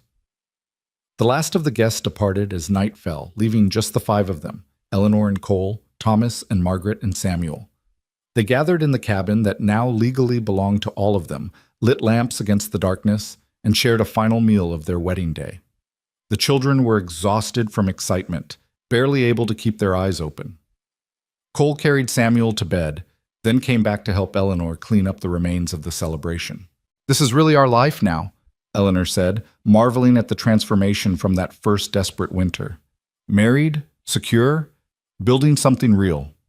Sometimes I have to remind myself it's not a dream I'll wake up from."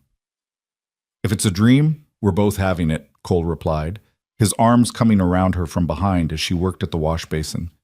"And I never want to wake up. This, you, the children, this home we're building, it's everything I ever wanted without knowing I wanted it." Eleanor turned in his arms, looking up at the man who'd ridden into their lives 7 months ago and changed everything. "All four of you, get in," she quoted softly, remembering those first words. "That's what you said that first day. You were here to make sure we could stay." "And here we are," Cole said, his voice warm with satisfaction. "All five of us now, staying, thriving, building something that'll last." He kissed her gently, a promise and a celebration in one gesture. "Your father started this legacy when he claimed this land. Your mother built on it. You fought for it and kept it alive. Now we get to continue it together, not just surviving, but genuinely living, creating the kind of home worth passing down to future generations." Future generations. The phrase carried weight and promise, the suggestion of children who'd grow up secure and loved, who'd inherit not just land but the values that had preserved it. Eleanor let herself imagine that future, Cole's children and hers, siblings to Thomas and Margaret and Samuel, a family growing and thriving on this Montana homestead. It seemed impossible that just months ago she'd been terrified of losing everything. And now she stood here married to a man she loved, surrounded by family, facing a future bright with possibility. Margaret appeared in the bedroom doorway, rubbing her eyes sleepily. "Eleanor, are you happy?" Eleanor crossed to her sister, pulling her into a warm embrace. "Yes, honey, I'm very happy. Are you?" "Yes. I like having Cole as part of our family. I like that we don't have to be scared anymore. I like that Thomas smiles more now, and Samuel laughs all the time, and you don't look so tired and worried." Margaret yawned hugely. "I like that we're home, and it's really, truly ours forever." "Forever," Eleanor confirmed, her voice thick with emotion. "This is ours, and no one can ever take it from us. You're safe here, Margaret. We all are." She tucked her sister back into bed, then stood in the doorway watching all three children sleep. Thomas sprawled across more than his share of the bed, Margaret curled into a neat ball, Samuel clutching the carved wooden horse Cole had given him months ago. They looked peaceful, secure in ways they hadn't since before their parents died. Whatever struggles lay ahead, whatever challenges Montana Territory would throw at them, these children would face them from a foundation of safety and love. Cole appeared beside her, his arms settling around her waist as they watched the sleeping children together. "They're good kids. We're lucky to have them." "We're lucky to have each other," Eleanor corrected. "All of us. This family we've built from loss and struggle and stubborn hope. That's the real victory. Not just keeping the land, but creating something worth keeping it for." They returned to the main room, banked the fire for the night, prepared for sleep in the cabin that now held a married couple and their children. As Eleanor lay in Cole's arms in the bed they'd share from this night forward, she thought about the journey that had brought them here. The grief and fear and desperate survival, yes, but also the unexpected kindness, the growing love, the discovery that sometimes family found you when you needed it most. Months turned to seasons, seasons to years. The homestead flourished under Eleanor and Cole's combined labor, expanding gradually as they incorporated the additional land Barrett had deeded to them.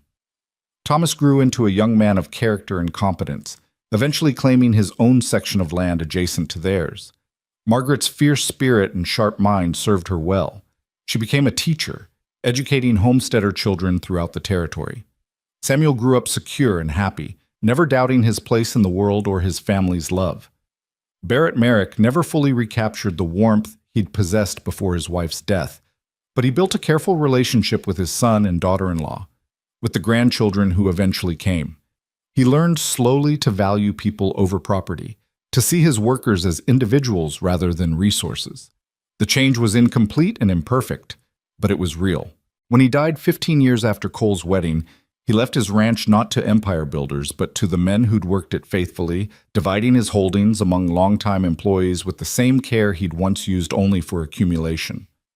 The Wade Merrick homestead became known throughout Montana Territory as an example of what was possible when courage met opportunity, when integrity refused to bend to power. Eleanor and Cole's story spread beyond their immediate community, inspiring other homesteaders to stand firm against challenges, giving hope to families struggling to establish themselves. Sarah Mitchell's articles about the case were republished repeatedly, referenced in territorial debates about land law reform, cited as evidence that the system could work for ordinary people when those people refused to surrender. But for Eleanor, the larger meaning was always secondary to the immediate reality of the life they'd built. She measured success not in acres or influence, but in family meals shared around the table her father had built, in children growing up confident and kind, in the way Cole still looked at her after years of marriage, as if she were the most important person in his world. The homestead thrived because they worked hard and supported each other, because they remembered always that land without love was just dirt, and buildings without family were just shelter. On their 10th wedding anniversary, Cole took Eleanor to the spot where they'd stood on their wedding night, looking out at the land that had nearly been taken from them. The cabin had been expanded twice now, transformed from desperate shelter into a proper home. The barn was large and sound, the garden abundant, the cattle herd growing steadily. Everything spoke of prosperity earned through labor and love. "Do you remember what you said that first day?" Eleanor asked, leaning against her husband's familiar strength. "When Samuel asked if you were here to make us leave?" "I said I was here to make sure you stayed," Cole recalled, his voice warm with memory. "And I meant it. Though I had no idea then how literally that would come to be true, how completely your family would become my family." "All four of you, get in," Eleanor quoted with a smile. "That's how it started. Your basic decency, your willingness to help without expecting anything in return. That changed everything." "You changed everything," Cole corrected. "Your courage, your refusal to surrender, your determination to keep your family together against impossible odds. That's what I saw that first day, a woman building something real from almost nothing. That's what I fell in love with. That's what I wanted to be part of." Eleanor turned to face him, this man who'd given up everything to stand with her family, who'd built a life with them that honored both struggle and triumph. "We built this together, all five of us, and someday our children will tell the story to their children, how we fought for this place, how we refused to let power take what love had created, how we proved that family isn't just blood, but choice and commitment."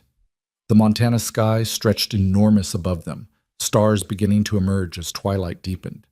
From the cabin behind them came sounds of their children, 3 biological babies added to the original 3 siblings, a family of 8 now, loud and chaotic and absolutely perfect. Margaret was visiting with her husband, Thomas, with his new bride, Samuel, proudly showing off the horse he'd trained himself. The homestead that had nearly been lost now thrived with the next generation preparing to carry it forward. "All 4 of you, get in," Cole repeated softly, the phrase that had become their family motto, the reminder of where they'd started and what they'd survived. "Now it's all 8 of us, building something that'll last long after we're gone." Your parents would be proud, Eleanor, of what you protected, what you built, how you turned near disaster into this beautiful life. "Our life," Eleanor corrected, just as she'd corrected him so many times before. "Together. That's what made it possible. Not doing it alone, but finding each other and choosing to build something worth having." She smiled up at her husband, her partner, the man who'd ridden into her desperate existence and helped transform it into joy. "Thank you for that first ride. Thank you for seeing us as worth helping. Thank you for choosing us." "Thank you for letting me," Cole replied, "for trusting me despite everything my father did, for showing me what actually matters in life, for building this home that's become my home too." He kissed her gently, a gesture as familiar and comfortable as breathing after 10 years of marriage, "for giving me the family I didn't know I was searching for." They stood together as darkness fell completely, and the Montana stars blazed into brilliance above their homestead. This land they'd fought so hard to keep and had transformed into something magnificent through sheer stubborn love. Inside the cabin, family waited. The children they'd raised and protected, the grandchildren just beginning to arrive, the life they'd built from almost nothing. This was home. This was family. This was the victory that mattered. Not the legal triumph in Judge Morrison's courtroom, though that had been necessary, but the daily triumph of choosing each other, supporting each other, building something real in a territory that promised nothing but gave everything to those brave enough to fight for it. All four of them had gotten in, just as Cole had promised that first day. And then they'd become 5, then 8, a family that grew not just through births, but through the daily choice to stand together, to protect what mattered, to build a home worth fighting for. Under the vast Montana sky, Eleanor Wade Merrick held her husband's hand and felt the absolute certainty that this place, this family, this life they'd created together was exactly what her parents had dreamed of when they'd first claimed this land. They'd planted seeds, and those seeds had grown into something more beautiful than anyone could have imagined. The rancher who'd said, "All four of you get in," had kept his promise. They'd stayed, they'd thrived, they'd won. And that victory, hard-earned and absolutely real, would echo through generations, a story of courage and love and the stubborn refusal to surrender what mattered, told and retold as long as the Montana wind blew across their homestead and family gathered around the table where it had all begun. Home, family, forever, family. The end.